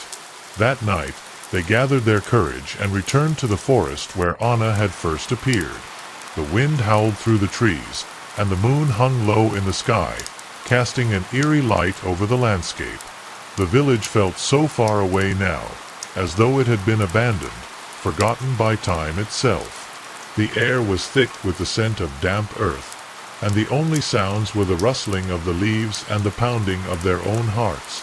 As they reached the clearing near Anna's old cottage, they saw it a shadow, moving between the trees, watching them with eyes that seemed to pierce through the very night. There was no mistaking it. Anna's spirit was here, and she was waiting for them. Tomas felt his breath catch in his throat, but he held his ground, his voice steady despite the fear that gripped him. "Anna," he called out, his voice barely above a whisper. "We know the truth. We know you were innocent. We're sorry. Please, let us make it." The air around them grew colder, and the shadows seemed to deepen, curling in on them like tendrils. Then, from the darkness, Anna's figure emerged, her long, dark hair flowing like a river of night, her face as pale as the moon. Her eyes were hollow, but her expression was no longer twisted in rage. It was one of sadness, deep, painful sorrow. She stood before them, her form flickering in and out of sight, as though she existed between two worlds. "You know the truth," Anna's voice echoed in their minds, a haunting whisper that filled the space around them. "But it is not enough. I have suffered for years, trapped in the darkness, unable to rest. The blood of those who wronged me must be repaid. You cannot change that." Her words were like ice, each syllable cutting through the stillness. Tomas stepped forward, his heart racing. "We know," he said, his voice filled with sincerity. "We know you were wronged, Anna, and we are truly sorry. But we believe that your pain can end, that you don't have to live in the darkness anymore. Please, let us help you." For a long moment, there was nothing but silence. The wind had stopped, the night still and oppressive. Then, slowly, Anna's figure began to flicker, her form becoming more defined. The rage that had once burned in her eyes was now replaced with something else, something softer, but just as painful. "You seek redemption for me," Anna whispered. "But I cannot simply forgive. The curse has bound me, and I cannot escape it alone. The one who condemned me must atone for their sins." Her voice trembled, as if the weight of her own words was too much to bear. "Help me find peace, and the darkness will lift." The air around Tomas and his friends seemed to pulse with Anna's words, heavy with the weight of her sorrow and her demand for justice. The village of San Juan, once a place of life and laughter, now felt like a forgotten land, shrouded in an eternal night. Tomas could feel the coldness in his bones, the darkness around them deepening, as if it had a life of its own. Anna's spirit was no longer a mere apparition. She was a force, an entity that had taken control of the very land, and it was clear to them all that they had to act quickly, or risk losing everything. Anna's gaze seemed to pierce through them all as she spoke, her voice like a distant echo. The ones who condemned me, their blood must atone. Only then will the curse be lifted. Her figure flickered in and out of sight, her presence ethereal but undeniable. The shadows around her seemed to deepen, as though the very earth was being consumed by her rage. Tomas could see the torment in her eyes, a look that was both ancient and filled with unimaginable pain. She had been wronged, and the weight of her anger was more than any of them could comprehend. The group huddled together, their minds racing. Tomas was the first to speak, his voice filled with desperation. But how? The ones who condemned you, they're gone. Their descendants are the ones who are suffering. How can we bring about justice for something that happened so long ago? He looked at his friends, seeking an answer that felt elusive, like a dream that slipped through his fingers. Anna's spirit seemed to pause, as though she were considering his words. Then, slowly, she spoke again, her voice soft but filled with an ancient sorrow. The blood of the guilty must still be paid. It is not enough for me to simply be heard. I need more. The earth demands retribution. Only when those who have wronged me are made to answer for their actions will I be freed. Raoul, whose voice had been quiet throughout the exchange, stepped forward, his expression grim. But if the judges are dead, who else can we turn to? What are we supposed to do? His words carried the weight of his fear, but also the sense of helplessness that had been gnawing at them all since they first learned the truth about Anna's execution. For a moment, there was silence. The only sound was the wind, whispering through the trees like the mournful cries of the lost. Then, Elena spoke, her voice trembling with uncertainty.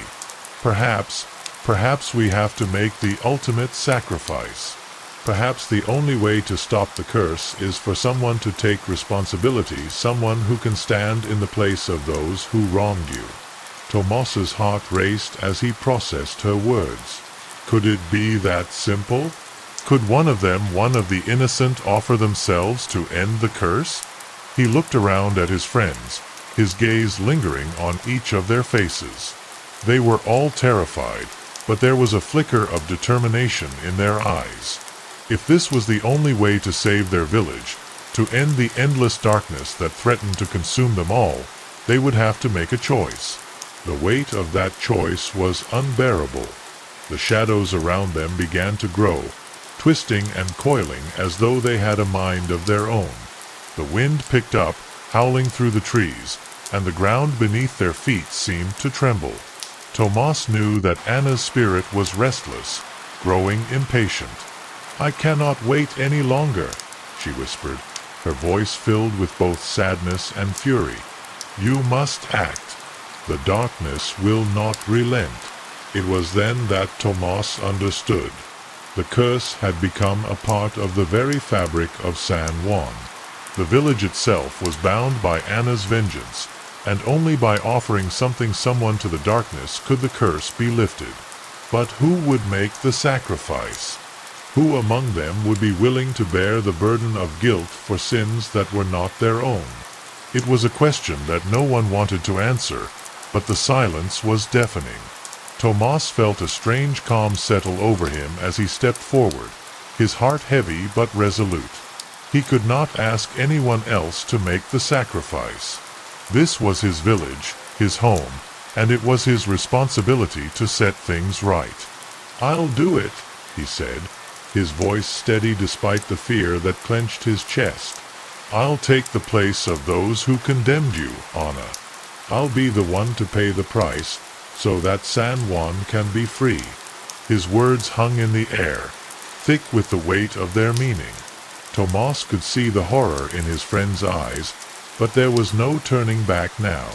Elena reached out to him, her hands trembling, but Tomas shook his head.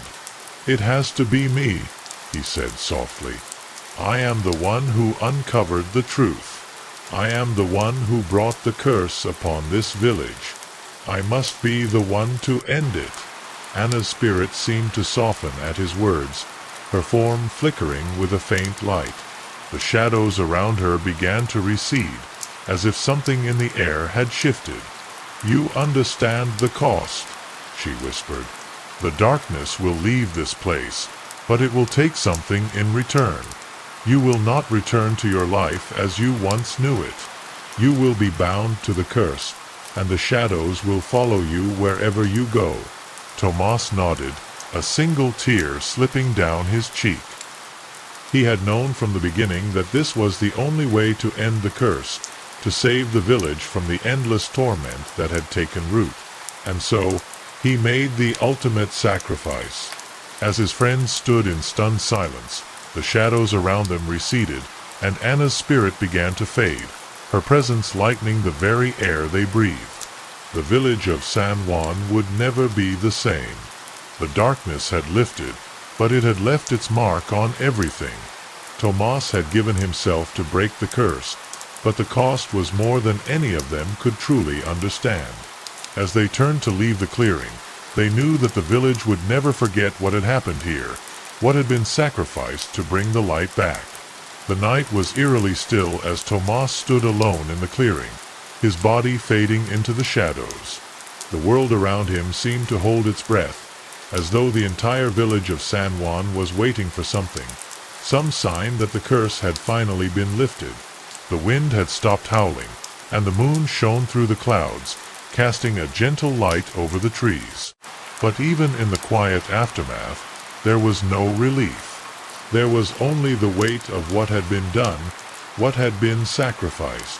Tomas felt a strange sense of peace settle over him, even as the shadows of his own guilt seemed to cling to his skin. He had given himself to end the curse, to save his village, but in doing so, he had condemned himself to a fate he could not fully understand. He had expected pain or fear, but instead, he felt only emptiness, a hollow space that seemed to echo with the sacrifices made, both past and present. His friends Elena, Raul, Mara had left him standing there, unable to watch as he took on the burden of the curse. They had begged him not to go through with it, but Tomas had known there was no other choice.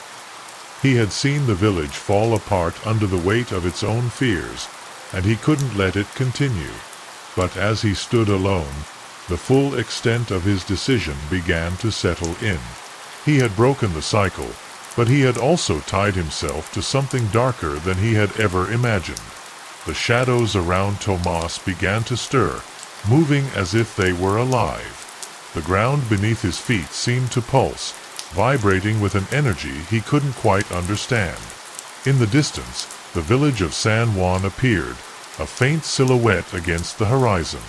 The once terrifying darkness that had gripped it now seemed to dissipate, like smoke curling away from a dying fire. But even as the village was freed, Tomas knew that something had changed, something irreversible. The curse had been lifted, but at a price too high to comprehend. The first rays of dawn crept over the horizon, painting the sky with soft hues of pink and orange. For the first time in years, the village of San Juan would see the light of day. But as Tomas looked toward the village, he knew it would never be the same. The villagers would go on with their lives, but they would remember him, the one who had sacrificed everything to end the darkness. He was a part of the village's history now, a figure whispered about in fear and reverence, a name that would be passed down for generations. But the light that now bathed San Juan felt cold, distant, as if it were merely a shadow of what it once had been. Tomas knew that he would never truly escape the darkness. It had taken root in his soul, and no matter how far he ran, no matter where he went, it would follow him. The world had shifted, and Tomas had become a part of that shift, bound forever to the curse he had broken, but also to the consequences of his sacrifice. The village of San Juan, once full of life, now felt empty, haunted by the memories of what had happened. The people who remained in the village carried the weight of the past with them, their lives forever altered by the curse that had almost destroyed them. They had learned the truth about Anna, but they had paid a terrible price for that knowledge. The darkness had been broken, but it had left scars that could never be healed. Tomas could feel the weight of his decision pressing on him as he walked toward the village, his steps heavy, as though the earth itself was reluctant to let him go. He had done what needed to be done, but at what cost? The villagers would never know the full extent of his sacrifice. They would see him as a hero, but he knew that in the depths of his soul, he had lost something that could never be returned. His life, his future, was forever intertwined with the curse he had freed them from. When Tomas reached the village, the streets were silent, but the air felt different. It was as though the village was holding its breath, waiting for something. As he passed by the homes, the windows were dark, and no one dared to speak to him. They knew what had happened, they knew that Tomas had saved them. But at what cost? The villagers had been freed from the curse, but they could not ignore the shadow that now hung over them, a shadow cast by the sacrifice of one of their own. Tomas entered the square, the place where it had all begun, where Anna's life had been taken. Now, the square seemed peaceful, bathed in the light of the new day. But Tomas could feel it, he could feel the curse lingering in the cracks of the cobblestones, in the very air he breathed. It was as though the land itself was scarred by what had transpired, and no amount of sunlight could erase that. He stood in the center of the square, looking up at the sky. The darkness was gone, but the emptiness remained. Anna's spirit had been appeased, and the village had been freed. But Tomas knew that the cost of that freedom had been more than just his life, it had been his soul. And no matter how hard he tried to escape, he knew that the darkness would always be a part of him. As the sun rose higher in the sky, the curse had been broken, but it had left its mark on him. He had sacrificed everything for the people of San Juan, but the price of that sacrifice would follow him for the rest of his days. The village was free, but Tomas was forever bound to the shadows that had once threatened to consume it. The echo of the curse. The sun was setting over the village of San Pedro, casting long, twisted shadows across the cobblestone streets. The small, isolated village seemed peaceful, almost idyllic, but the air was thick with tension. It had been weeks since the rumors began circulating, whispers carried by the wind and carried from house to house. The people of San Pedro were afraid. They had heard of the strange happenings in the nearby woods, inexplicable lights, shadows moving unnaturally, and the chilling howls that echoed through the trees at night. But it was Luisa, the healer, who had become the center of their fears. Luisa was a woman of many talents. She knew the ways of herbs, the remedies that could cure illnesses that the doctors in the nearby town couldn't touch. Her fingers danced gracefully over the leaves, crafting salves and potions, and yet her knowledge made her an object of suspicion in the eyes of the village's leaders. It wasn't long before the whispers turned into accusations. She was a witch.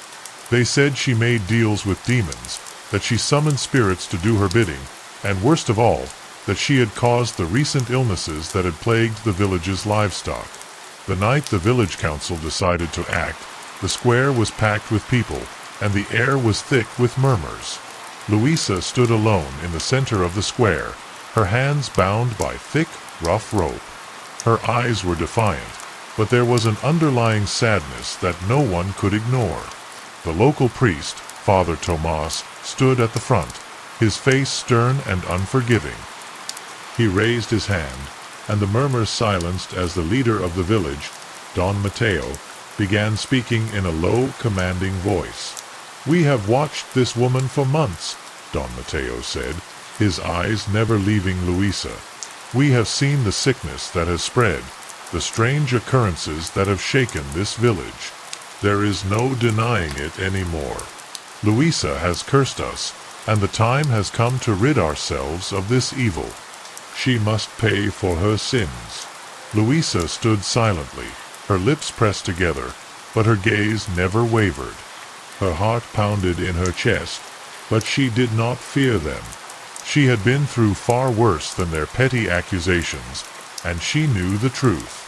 Her mind raced, not in fear for herself, but for the village that had once been her home, a village that was now consumed by its own ignorance and fear. "I have done no wrong," she said, her voice calm yet filled with an undeniable strength. "I have helped this village for years. I have cured your children, your animals. I am not your enemy." Her words seemed to hang in the air, but the people were unmoved. Their minds were already made up. A shrill voice cut through the silence. It was Marta, the butcher's wife, her face twisted in anger. "Lies! You are a witch, Louisa. You've poisoned our animals and cursed our crops. You've made deals with the devil himself, and now you must pay." The crowd murmured in agreement, their fear manifesting as hatred. Louisa's heart sank as she realized that the truth no longer mattered. The mob had already decided her fate. She glanced toward the edge of the square, where her childhood friends once stood, but now they avoided her gaze, too afraid to stand with her.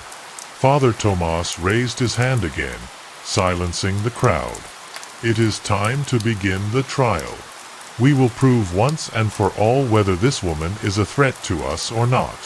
But mark my words, her punishment will be swift, for we cannot allow evil to take root in our village."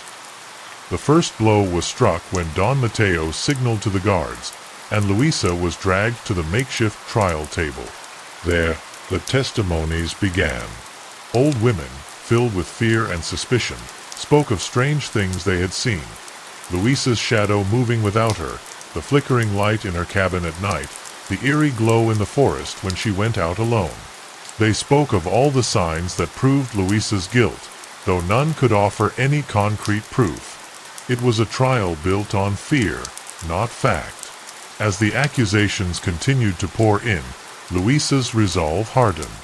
She had seen this before, this kind of hysteria, this blind rage.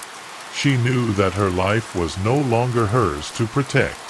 But before the final sentence was given, she would speak one last truth, and perhaps, if the gods were listening, the village would remember what they had forgotten: the price of unchecked fear. The trial of Louisa began the very next morning. The town square was packed with villagers, their faces a mixture of fear, curiosity, and barely contained excitement. The sky was overcast, a dull gray that seemed to mirror the dark mood of the crowd. The wooden platform where the trial was to be held had been hastily constructed overnight, its planks creaking under the weight of the village's collective anxiety. At the center of it all, Louisa stood again, this time not just accused but branded as the very embodiment of evil. Father Tomas was the first to speak, his voice as cold as the wind that cut through the square. "We are gathered here to pass judgment on a woman who has poisoned our land and our livestock, who has used the dark arts to curse our children and our homes. She claims innocence, but the evidence is overwhelming." His eyes narrowed as he gestured to the crowd. "The devil himself walks among us, and we must rid ourselves of this evil." Louisa's heart pounded, but she kept her expression steady. The words that had once brought comfort to the people she had cared for now turned against her.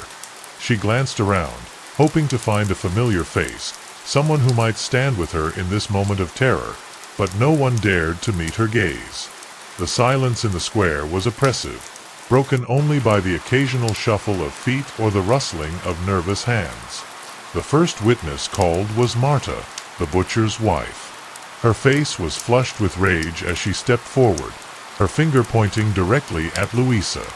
"I saw her," Marta declared, her voice trembling with a mix of fear and certainty. "I saw her in the woods at night, walking among the trees with the devil himself. I heard her speaking to something that wasn't human. She made strange marks in the dirt and muttered words I couldn't understand. She's the cause of our misfortune. She must be punished." The crowd stirred at Marta's words, murmurs rising like a wave of panic. Louisa wanted to shout, to tell them that Marta was lying, that none of it was true. But she knew that protesting would only make her seem more guilty in their eyes. Instead, she took a deep breath and said nothing. Next came the testimony of old Isabella, a woman whose daughter had fallen ill under mysterious circumstances just weeks before. "Luisa visited my home to offer a cure," Isabella began, her voice weak but steady. "She brought a strange concoction, something made of herbs, but it did nothing to save my daughter. I fear she did something to her, something that cannot be undone. I cannot say what, but I know it was no natural medicine." Isabella's eyes were wide, filled with the kind of fear that made her words all the more convincing. "She's a witch." Luisa felt a pang of heartbreak. She had only tried to help Isabella's daughter, but now her actions were twisted into something dark, something monstrous. Still, she held her ground, keeping her gaze fixed forward, refusing to show any weakness. The trial continued for hours, with witness after witness stepping forward to add to the growing list of accusations. Each story was more fantastical than the last talk of shadows that followed Luisa through the streets, of birds that had died at her feet, of strange noises heard in the dead of night. One by one, they painted a picture of a woman who was far from the healer and friend they once knew. Instead, she was an evil force, a witch whose mere presence could curse the land. When it was finally her turn to speak, Luisa's voice rang out across the square, strong and clear. "I have never harmed any of you. I have never cursed anyone or made a pact with the devil. I have always acted with kindness, using my knowledge to heal, to help, and to care for this village." She paused, letting her words sink in. "I do not deserve this trial, and I certainly do not deserve to die for things I have not done." But her words fell on deaf ears. The villagers had already made up their minds. The leaders of the village, led by Don Mateo, exchanged glances, nodding to one another as if everything had already been decided. The trial was a mere formality, a way to legitimize the punishment they had already planned. Father Tomas stood once more, raising his hands to silence the crowd. "The evidence is clear. This woman is guilty of witchcraft. Her actions have brought suffering upon us all, and she will be held accountable for them." He turned to the judges, his voice full of authority. "We shall now proceed with sentencing." Luisa felt her stomach twist as the words hung in the air. She knew what was coming, but hearing it spoken aloud made the reality of her situation all the more unbearable. There would be no escape, no chance to prove her innocence. The sentence was inevitable. Don Mateo stood, his face cold and impassive as he addressed the crowd. "The trial is over. Luisa is found guilty. She will be executed by fire tomorrow at dawn. May this serve as a lesson to all who would threaten the peace and safety of our village." The crowd erupted in cheers, a savage cry that echoed through the square. Luisa was escorted away, her hands still bound, but in her heart burned a fierce fire. She had been betrayed by the people she had once called her family. As she was led to the makeshift holding cell, she knew that her life would soon end. But in the back of her mind, one thought lingered: vengeance. The morning of Luisa's execution was shrouded in an unnatural stillness. The villagers gathered early, murmuring among themselves as the sun's first light filtered through the trees, casting a pale glow over the square. The execution platform had been prepared the night before, a wooden structure rising ominously in the center of the village. As the clock struck dawn, the villagers took their places, eyes filled with a mix of anticipation and dread. It was an event they had long waited for, but the somber mood in the air suggested that none of them truly understood the weight of what they were about to witness. Luisa was brought to the square in chains, her head held high, her steps slow and deliberate. Her heart raced with a strange mixture of fear and defiance.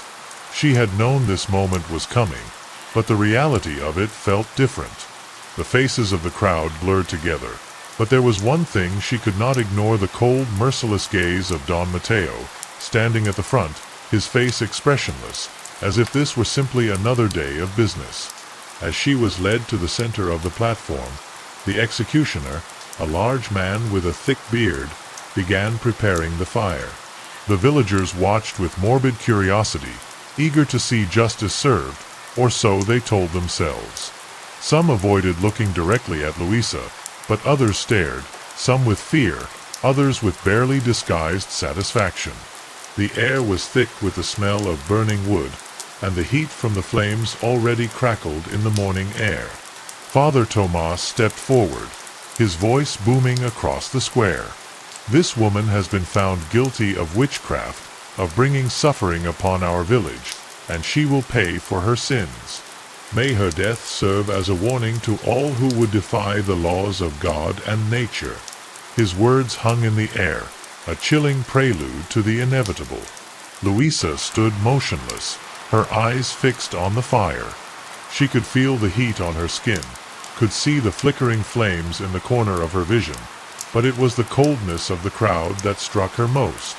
These were people she had once helped, once loved, yet now they stood before her as if she were no more than a common criminal.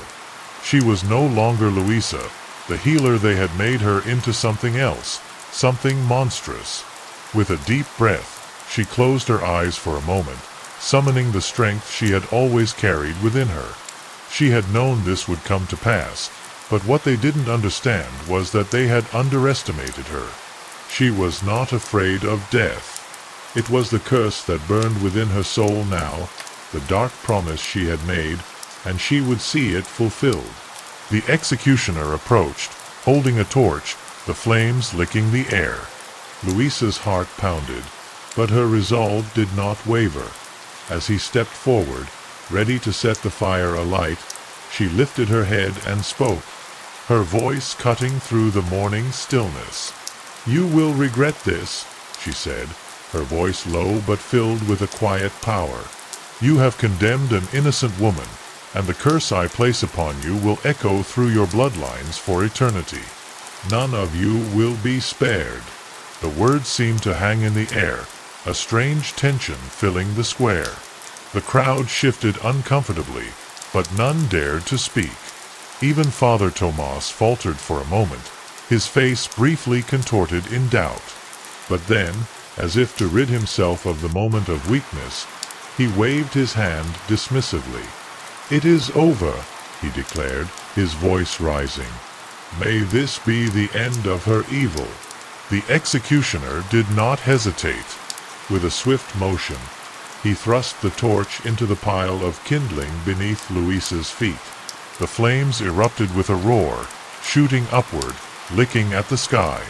The heat was immediate, intense, and Louisa felt it sear her skin, but she stood firm.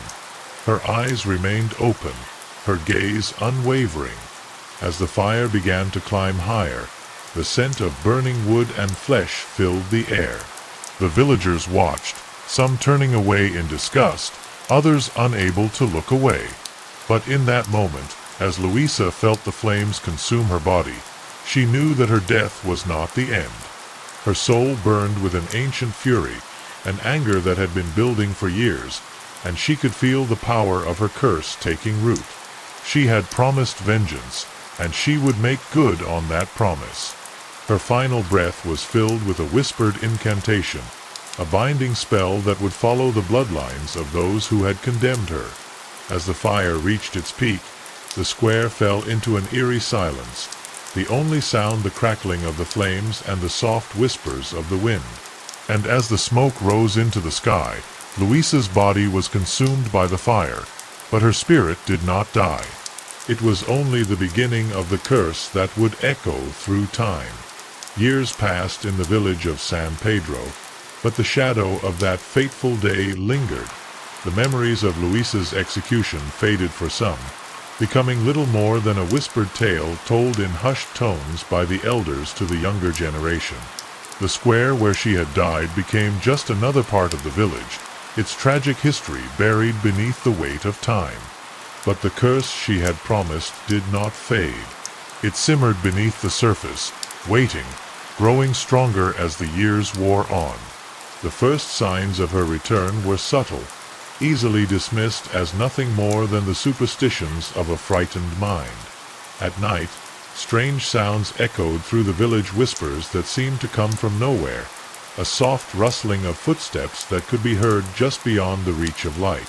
People would wake in the dead of night, shivering, unable to explain the cold that had seeped into their bones. And sometimes, in the dark hours before dawn, there was the unmistakable scent of burning wood, as if the fire that had consumed Louisa was still smoldering somewhere in the village. It wasn't until the first death occurred that the villagers began to pay attention. Tomas, a young farmer and the grandson of one of Louisa's accusers, was found in his field, his body twisted unnaturally, his eyes wide open in terror. There were no signs of struggle, no obvious cause of death. But in the dirt beside him, a strange mark had been carved into the ground, a symbol none of the villagers recognized, but all felt instinctively was wrong. The rumor spread quickly. Louisa's curse had returned. Father Tomas, now an older man, was the first to speak openly about the possibility. "It is her," he whispered in the dim light of the church. "Louisa's spirit has come back to claim her revenge. The curse has not been broken. It lingers, and it will not be satisfied until it has claimed the blood of all who condemned her." The other villagers listened in horror, their worst fears brought to life by the death of Tomas. Despite Father Tomas's warnings, the village was slow to react. Fear and doubt clouded their judgment. After all, they had executed Louisa in the name of justice. How could they have been wrong? But the deaths kept coming, one by one. In the weeks that followed Tomas's death, 2 more villagers were found dead under equally mysterious circumstances. The bodies were all found in strange positions, eyes wide in terror, and the telltale mark always appeared nearby, scratched into the dirt or drawn on the walls of their homes. The villagers could no longer deny it. Something dark had returned to San Pedro. The air grew thick with tension as fear tightened its grip on the village. The night brought no comfort, only restless sleep plagued by nightmares and the oppressive feeling that something watched from the shadows. Children refused to go out after dark, and the streets were empty by sundown. People began to whisper about the possibility of leaving, but no one dared to speak those words aloud. The curse, they believed, was inescapable. It was then that one of the younger villagers, a woman named Maria, decided to take matters into her own hands. Maria was the great-niece of Marta, one of Louisa's most vocal accusers, and she had always heard the old stories about the healer. But Maria had never been convinced of Louisa's guilt. In secret, she had studied the old herbal remedies and the folk magic passed down by her ancestors. And now, she was determined to find a way to stop the curse before it claimed more lives. Maria began by seeking out the old books in the town's library, texts long forgotten by most of the villagers. She pored over pages filled with ancient rituals and spells, looking for anything that could explain the dark force that had returned to haunt San Pedro. As the days passed, she became more and more obsessed with her search, her nights filled with dreams of Louisa's burning body and the cold whisper of a voice that seemed to echo in the corners of her mind. One night, after hours of searching, Maria found a passage that described a ritual to release a spirit bound by a curse. It was said that the spirit would return, seeking vengeance, and only through a specific ritual could the curse be lifted. The ritual required a blood offering, someone who was directly tied to the death of the spirit, a descendant of those who had wronged them. Maria's heart sank as she read this, for she knew what it meant. She was the great-niece of one of Louisa's accusers, and the ritual demanded that she be the one to face the spirit. But even as Maria wrestled with the weight of this revelation, the situation in San Pedro worsened. The villagers were on the edge of panic. The spirit of Louisa had become a part of their nightly fears, a dark presence that lingered in every shadow. Children cried out in their sleep, and parents began to barricade their homes. It was clear that something had to be done, something drastic. The villagers, led by Father Tomas, called for a meeting. The church was packed with frightened faces, and the tension in the air was palpable. "We must act," Father Tomas said, his voice trembling. "The spirit of Luisa has returned, and if we do not find a way to put her to rest, we will all be consumed by her wrath." Maria sat in the back, her hands clenched tightly in her lap. She knew what needed to be done, but she also knew the risks. She had to confront the spirit, but the truth was darker than anything she had imagined. Luisa was not merely a ghost, she was a curse that had taken root in the village, a vengeance that had become part of its very bones. And Maria, whether she was ready or not, was the key to ending it. The village was gripped by an ever-growing fear, and no one felt safe. The air seemed heavier, as if the very ground beneath their feet pulsed with an unnatural energy. It was clear to the villagers now. The curse of Luisa had taken root once again, and they were powerless to stop it. Each night brought whispers of more strange occurrences, doors creaking open on their own, shadows moving in the corner of one's eye, the unmistakable scent of smoke lingering in the air long after the flames had died. But it wasn't until the body of Carlos, a distant relative of Don Mateo, was found that the curse was truly acknowledged. Carlos was a quiet man, a farmer who kept to himself, and his death struck the village with a chilling force. He was discovered early one morning, his body sprawled unnaturally in the middle of a freshly plowed field. His eyes, wide with terror, stared at the sky as though pleading for mercy from something unseen. There were no signs of struggle, no blood, nothing that could explain his demise except for the same mark, the strange, unfamiliar symbol etched into the dirt next to his body. When the news reached the square, panic spread like wildfire. The village had lost another soul to the curse, and Carlos was not the only one. In the days that followed, there were whispers of others who had been found in similar circumstances. The bodies were always positioned in the same way, staring eyes, twisted forms, and that strange symbol carved into the ground. It was impossible to ignore. Luisa's revenge had begun in earnest. Father Tomas, desperate to make sense of the growing carnage, called for another meeting. The church was packed, the air thick with anxiety. "The spirit is picking us off one by one," he said, his voice shaking as he stood at the altar. "We have ignored her curse for too long, and now we are paying the price." His eyes flicked nervously toward the darkened corners of the church. "We must put an end to this before the entire village is lost." But the villagers were no longer listening to the church's comforting promises of salvation. Fear had silenced their faith, and the reality of the deaths, each one more inexplicable than the last, had shattered their belief in the safety of their town. It seemed that even Father Tomas, the one man who had always preached of divine protection, could offer no answers. Desperation had taken hold. Maria, who had been quietly observing from the back of the church, could feel the weight of what had to be done pressing down on her. The ritual she had discovered, the ritual that could put an end to Luisa's curse, had a price.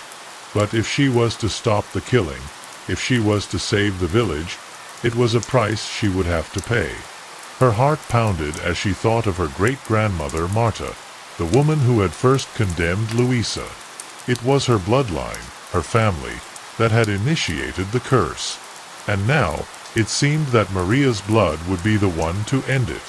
The following night, the village was filled with a cold that seemed to seep into every home, into every heart. Maria had spent the day preparing, gathering the items she would need for the ritual. But as dusk fell and the moon rose high, she couldn't shake the feeling that Luisa's presence was closing in on her. The air outside was thick with the smell of smoke, though no fire had been set. Inside, the house was quiet, too quiet, and for a moment, Maria thought she heard soft footsteps outside her door. She hesitated, unsure of whether she was imagining it. But as the door creaked open slowly, Maria's breath caught in her throat. There, standing in the doorway, was the figure of a woman. Her face was pale, almost translucent in the dim light, and her long black hair cascaded down in waves that seemed to move on their own. The figure was cloaked in shadows, but there was no mistaking the presence that filled the room. It was Louisa, her spirit returned from death to seek vengeance. Maria's voice caught in her throat. She wanted to scream, to run, but instead, she found herself rooted to the spot, her eyes locked with Louisa's. There was a stillness in the air as if time itself had stopped. The spirit did not speak, but her eyes held a promise, a dark, unyielding vow of retribution.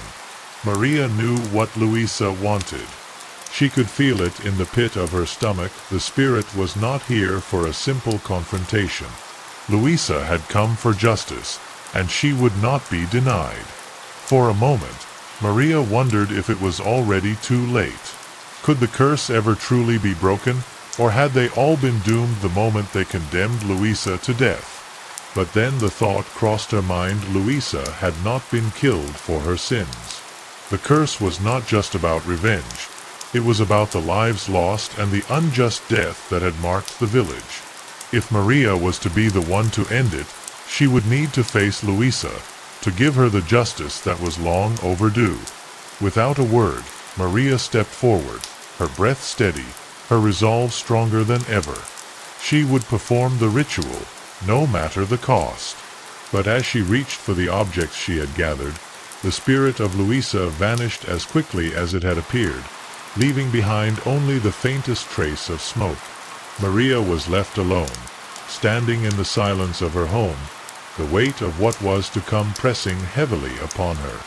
She knew what had to be done, but she also knew that she could not face this alone. The next morning, another body was found. This time, it was Beatrice, the daughter of the local baker, discovered in the woods at the edge of the village. The mark was there again, and the terror in her eyes confirmed what everyone already feared. Louisa's curse had come for another. The village was spiraling deeper into chaos, and the desperate need for someone to end it was growing stronger. The air in San Pedro was thick with fear. The death toll had risen, and with each new victim, the village was slowly unraveling. People no longer ventured out after dark. The streets, once filled with laughter and life, now stood eerily silent by evening. Families huddled in their homes, doors bolted shut, and windows covered in thick curtains. Fear had taken root in the hearts of every villager, and with each passing day, it seemed that their chances of surviving Louisa's curse grew slimmer.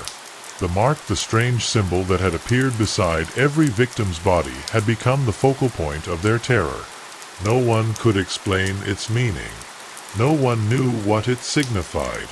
Yet, it was always there, as if it were a warning, a sign that death was imminent. The villagers would speak of it in hushed whispers, their voices trembling with the weight of their superstitions. And each time another death occurred, the mark would appear again, the shadow of Louisa's curse continuing to grow. Father Tomas tried to rally the people. He called upon the village's leaders to come together and form a plan, but his voice was growing weaker by the day. The elders, once respected and wise, were now just as terrified as everyone else. They had no answers to offer. The idea of leaving the village had been floated, but fear of the curse following them kept most in place. The uncertainty of what lay beyond San Pedro's borders was far worse than the fear of dying at the hands of a ghost. Maria could feel the weight of it all pressing on her chest. She had spent the past days preparing, gathering everything she would need to perform the ritual that could release Louisa's spirit. Yet with each passing death, each fresh reminder of the curse, Maria's confidence wavered. The spirit of Louisa was powerful, far stronger than Maria had anticipated. Every time she attempted to focus, she could feel Louisa's presence watching her, as if the spirit knew she was coming for her. That night, Maria woke in a cold sweat, her dreams plagued by visions of the dead. The faces of the victims, twisted in terror, hovered before her eyes. Their accusing gazes made it clear she was running out of time. The ritual could not wait. If she failed to perform it soon, the curse would claim them all. Maria knew that she was the only one who could stop it, but the fear of the unknown lingered in her mind. What would the ritual require of her? What would she have to sacrifice to put an end to Luisa's torment? The next morning, Maria made her way to the village square, where the people had gathered for an emergency meeting. The usual group of fearful faces stared back at her, their eyes bloodshot from sleepless nights. Father Tomas stood at the front, his hands trembling as he spoke. "We have lost so many," he said, his voice breaking. "We can no longer ignore what is happening. We must find a way to stop this before it's too late." A heavy silence followed. The villagers exchanged uneasy glances, each of them waiting for someone else to speak. No one had any answers. The deaths had taken on a rhythm, each more brutal than the last, and the only thing the villagers could agree on was that there was nothing they could do to stop it. Maria knew this was the moment. She had to act, but her fear was still gnawing at her. She turned to Father Tomas, who was watching her with eyes full of suspicion. "Father, I can stop this," Maria said, her voice trembling but determined. "I know how to break the curse, but I need help." Father Tomas eyed her warily. "Help? What do you mean? What could you possibly know that could end this madness?" Maria hesitated, knowing how difficult it would be for the others to believe her. "There's a ritual," she said quietly. "I found a way to banish Luisa's spirit, but it requires a blood offering someone from the family of the accusers. I am the great-niece of Marta, one of those who condemned Luisa." She let the words hang in the air, feeling the weight of them settle like a stone in her stomach. The villagers stared at her, their faces filled with disbelief. Some began to murmur, their fears rising once again. "You think that you can stop the curse with a ritual?" one of the villagers asked, his voice shaking with doubt. "What makes you believe that will work?" Maria met his gaze, her voice steady. "I believe it's the only chance we have. If we don't do it soon, there will be no village left to save." She turned to Father Tomas. "You have to trust me. I've studied the old texts. I know what has to be done." Father Tomas remained silent for a long moment. His eyes were dark with suspicion, but there was a glimmer of hope in his gaze as well, a flicker of desperation. He had no other answers. "Then do it," he said at last, his voice strained.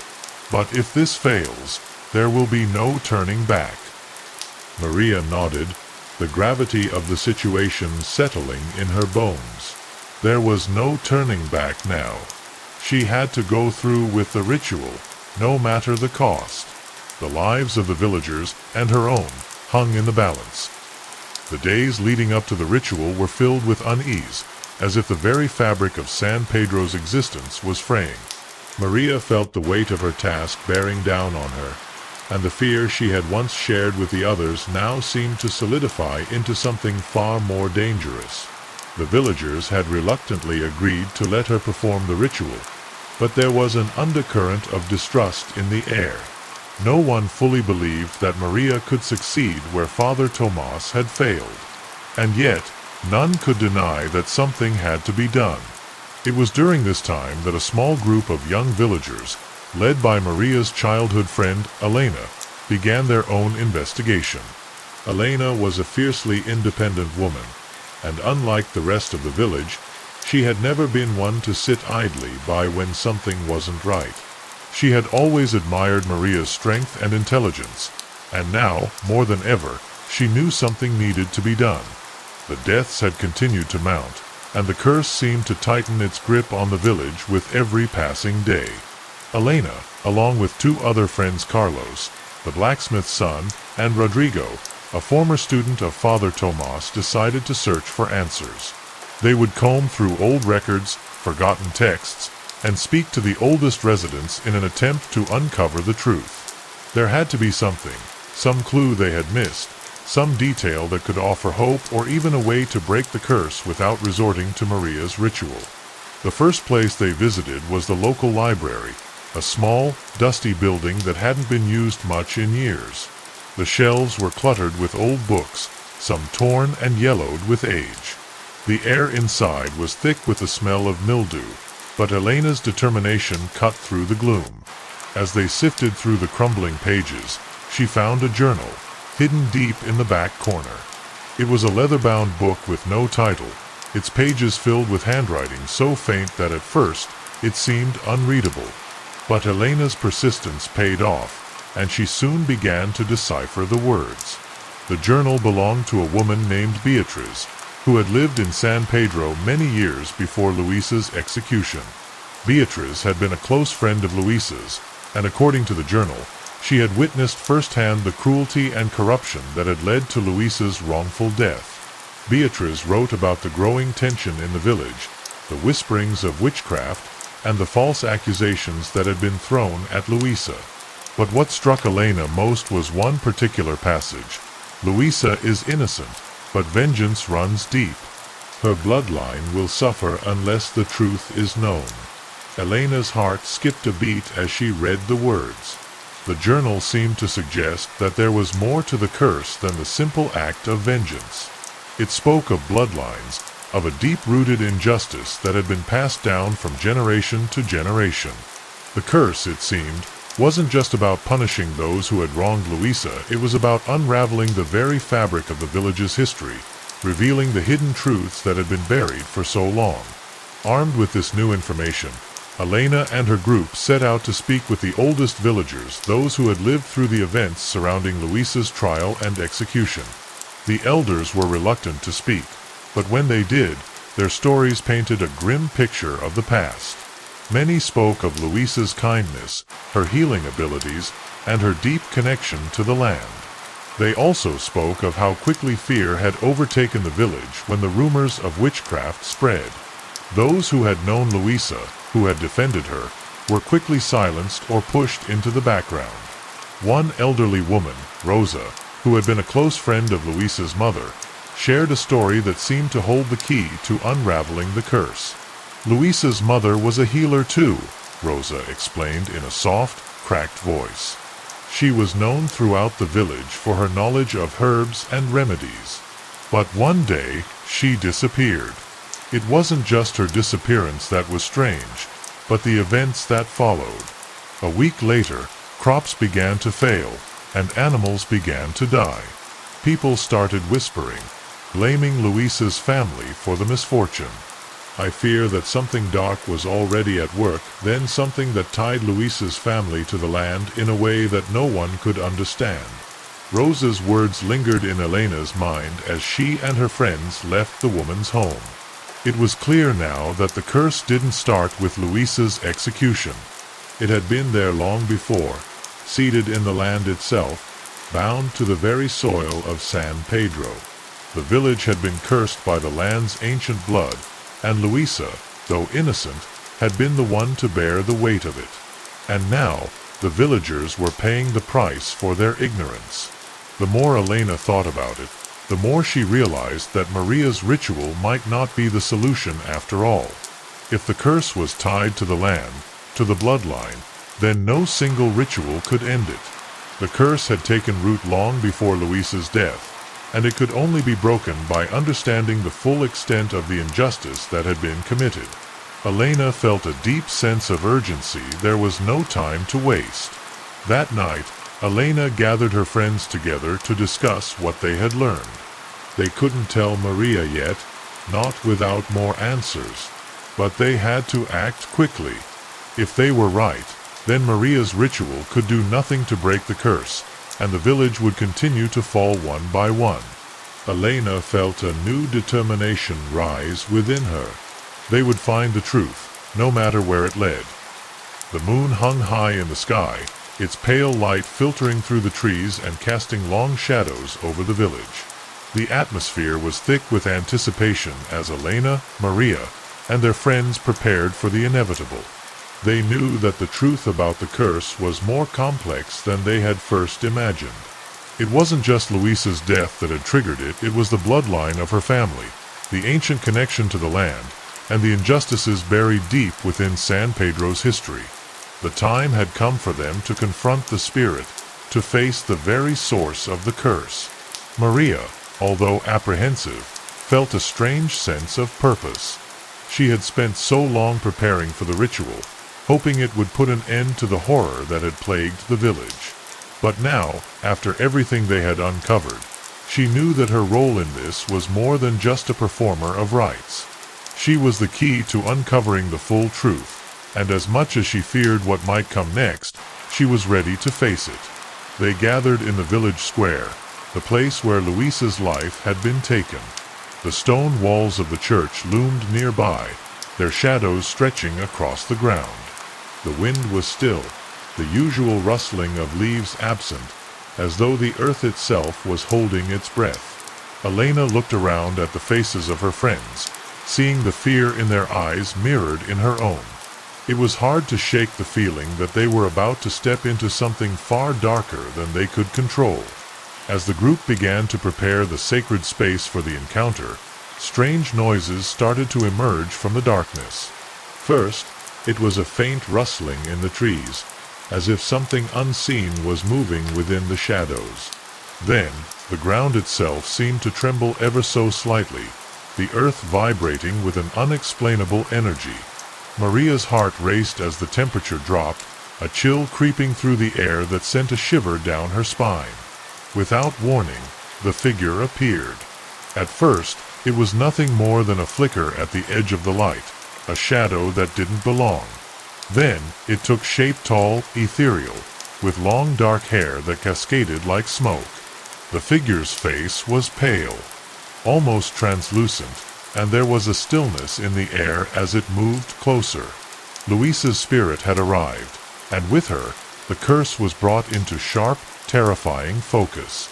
Maria's breath caught in her throat as she locked eyes with the figure. Luisa's gaze was cold and filled with an ancient sorrow, a sorrow that seemed to stretch back through the centuries, lingering in every corner of the village.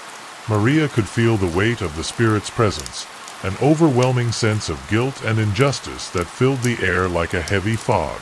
The others stood frozen, unsure of what to do, but Maria stepped forward, her voice trembling yet determined. "Luisa," Maria whispered, her voice barely a breath, "we know the truth. We've learned what was hidden. Your death wasn't the beginning, it was the consequence of a much older injustice. We're here to help you, to break the curse. We know you didn't deserve this."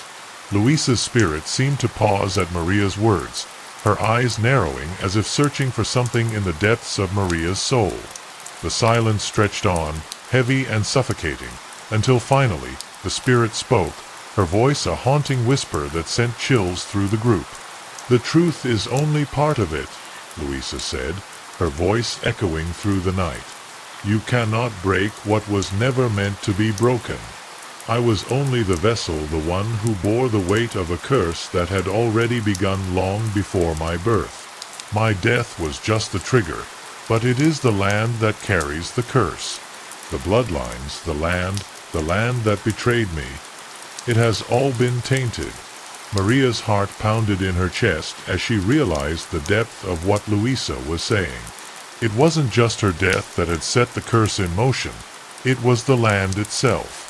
The very earth of San Pedro had been infected by an ancient wrong, a wrong so deep that it had festered for generations.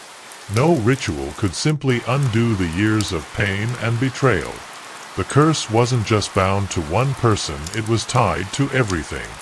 "Then what must we do?" Elena asked, stepping forward. Her voice was firm, filled with the resolve of someone who had seen too much suffering to stand idle any longer. "How can we end this, Luisa? What can we do to stop this curse from destroying everything?" The spirit's eyes softened, the sadness in them more evident than before. "You must restore balance," Louisa replied softly, her form flickering in the dim light. "The land must be forgiven. The blood must be cleansed, but not by your ritual alone. You must find what was lost, what was taken, and return it to where it belongs. Only then will the curse fade." The wind picked up as the spirit's form began to dissipate, her figure growing more insubstantial by the second. "The truth has been spoken," Louisa's voice echoed one last time. "But it will be your actions, not your words, that will set me free." As Louisa's spirit vanished, the air grew thick with an uneasy stillness.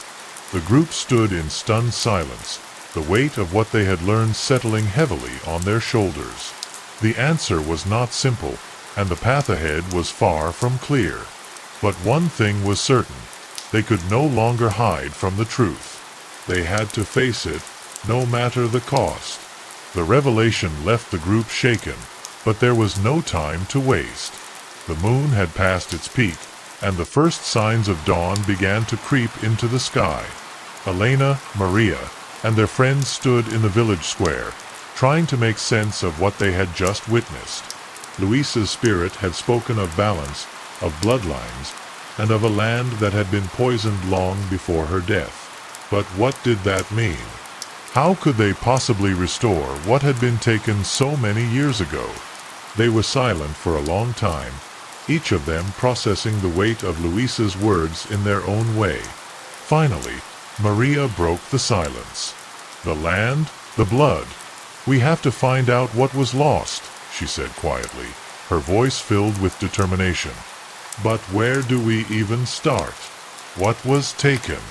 And how can we return it?" Elena took a deep breath, feeling the weight of the responsibility settle over her.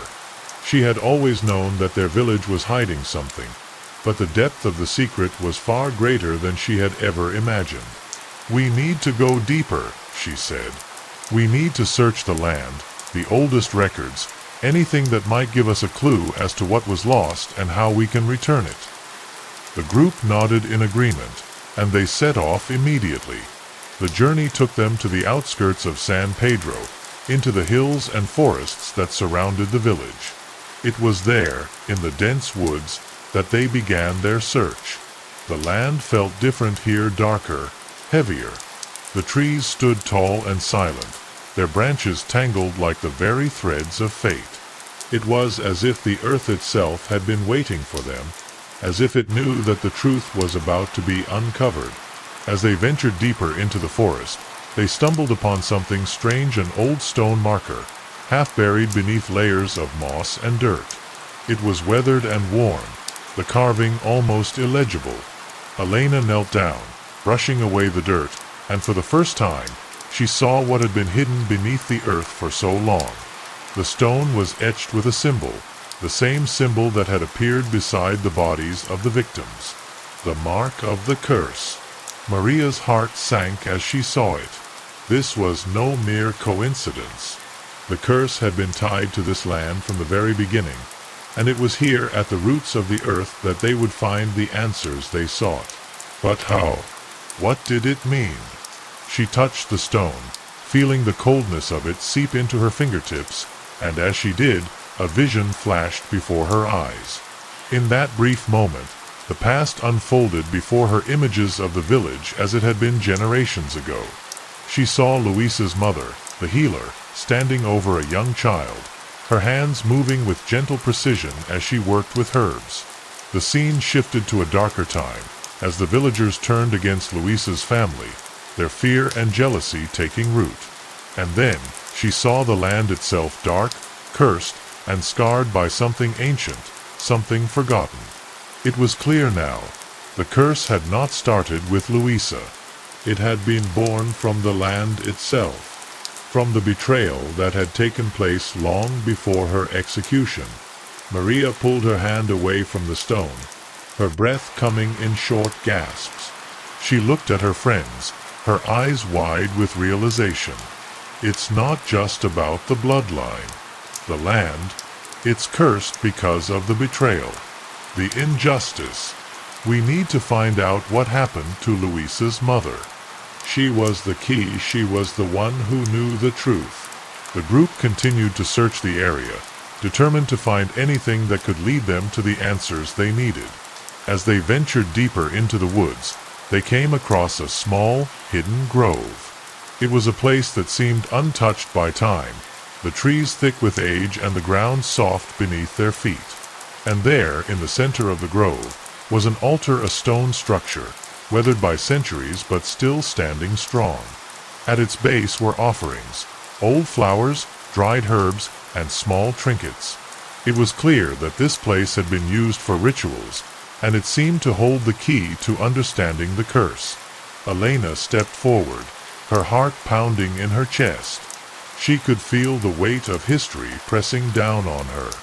This was the place where the land had been bound, where the curse had taken root. It was the place where the betrayal had happened, the place where everything had gone wrong. "This is it," Elena whispered, her voice filled with awe. "This is where it all began.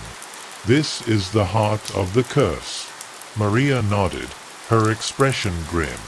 "We need to undo what was done here. But we can't do it alone. We need the village's help." As they stood in the grove, surrounded by the weight of history and the echoes of the past, they knew that their task was far from over. The land would not easily release its hold on San Pedro. The curse was woven into the very fabric of the village, and only by facing the truth of what had been done could they hope to restore balance. But they also knew that the curse was not a force that could be easily defeated. It would require more than just their courage and determination. It would require a sacrifice. The sun began to set over San Pedro, casting a warm orange hue over the village as the group made their way back. The path from the grove was long and treacherous, but the weight of what they had discovered pushed them forward. Maria felt a deep sense of urgency. She knew that if they didn't act now, the curse would consume them all. But as they walked, a strange silence filled the air, as though the land itself was waiting for something, holding its breath. Elena, Carlos, and Rodrigo walked alongside Maria, each lost in their own thoughts. They had all seen the same vision, the same haunting image of betrayal and injustice that had led to Luisa's curse. They knew what had to be done. But it was Maria who felt the responsibility most keenly. It was her bloodline that had triggered the curse. Her ancestor, Marta, had condemned Luisa, and it was now her duty to make things right. The villagers gathered in the square once more, their faces tired and drawn from the sleepless nights that had come with the curse. Fear and suspicion still lingered in the air, but there was a glimmer of hope too, a flicker of belief that the curse could finally be broken. Maria stepped forward, her heart pounding in her chest.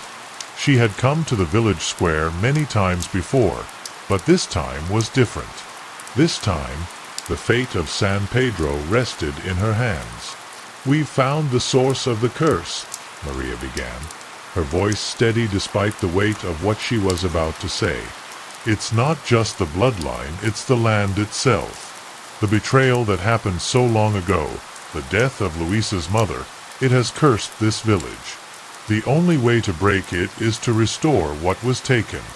We need to face the truth, and we need the village's help." The villagers looked at one another, uncertainty still hanging heavy in the air. But Maria could see something shifting in their eyes. They could no longer deny the truth. The deaths, the curse, everything had led to this moment. They had no choice but to face the past. Father Tomas, now older and frail, stepped forward, his voice filled with the weight of years. "The curse was born of fear and hatred," he said, his voice trembling. "We condemned an innocent woman, and in doing so, we condemned ourselves. I fear that the land will not forgive us so easily, but if what Maria says is true, then perhaps we can make amends." Maria felt a sense of relief wash over her at Father Tomas's words. It wasn't just her burden to bear anymore, it was the village's as well. They had all played a part in the curse, and now they would all have to work together to undo it. With Father Tomas's blessing, the group set out once more, this time to the grove where the altar stood. The village came together, bringing with them the remnants of their ancestors' old herbs, trinkets, and offerings that had been used in rituals long forgotten. The air was thick with anticipation, the weight of history pressing down on them as they stood in the grove, surrounded by the ancient trees. Maria stood before the altar, her heart racing. The stone had been worn down by time, but it was still there, its power still strong. The villagers had gathered in a circle around her, each person holding something in their hands, an offering, a token, a symbol of their willingness to restore balance.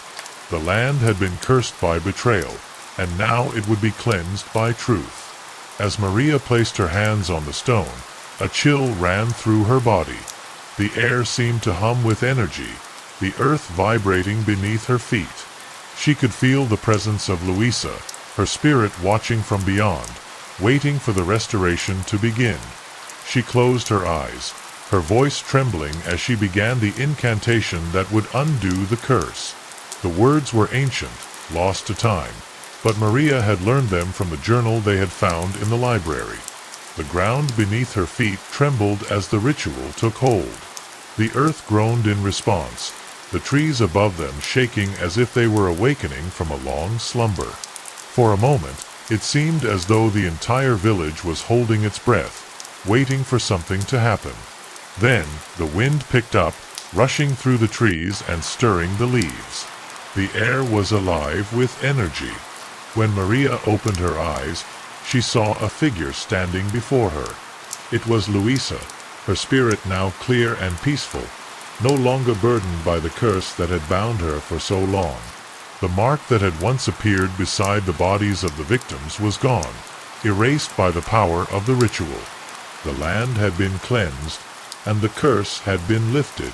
Luisa smiled at Maria, her eyes filled with gratitude and sorrow. "You have done it," Luisa's voice echoed, soft and ethereal. "The curse is broken, and the land is free. But remember, the truth must always be remembered. The bloodline may be cleansed, but the past must never be forgotten." With those words, Luisa's spirit faded into the wind, her form dissipating like smoke. The villagers stood in awe, the weight of what had just transpired sinking in. The curse had been lifted, but at what cost? The past would never be forgotten, and the scars it had left would remain with San Pedro forever. As the dawn finally broke over the village, the first light of day casting a warm glow over the grove, the villagers knew that they had been given a second chance.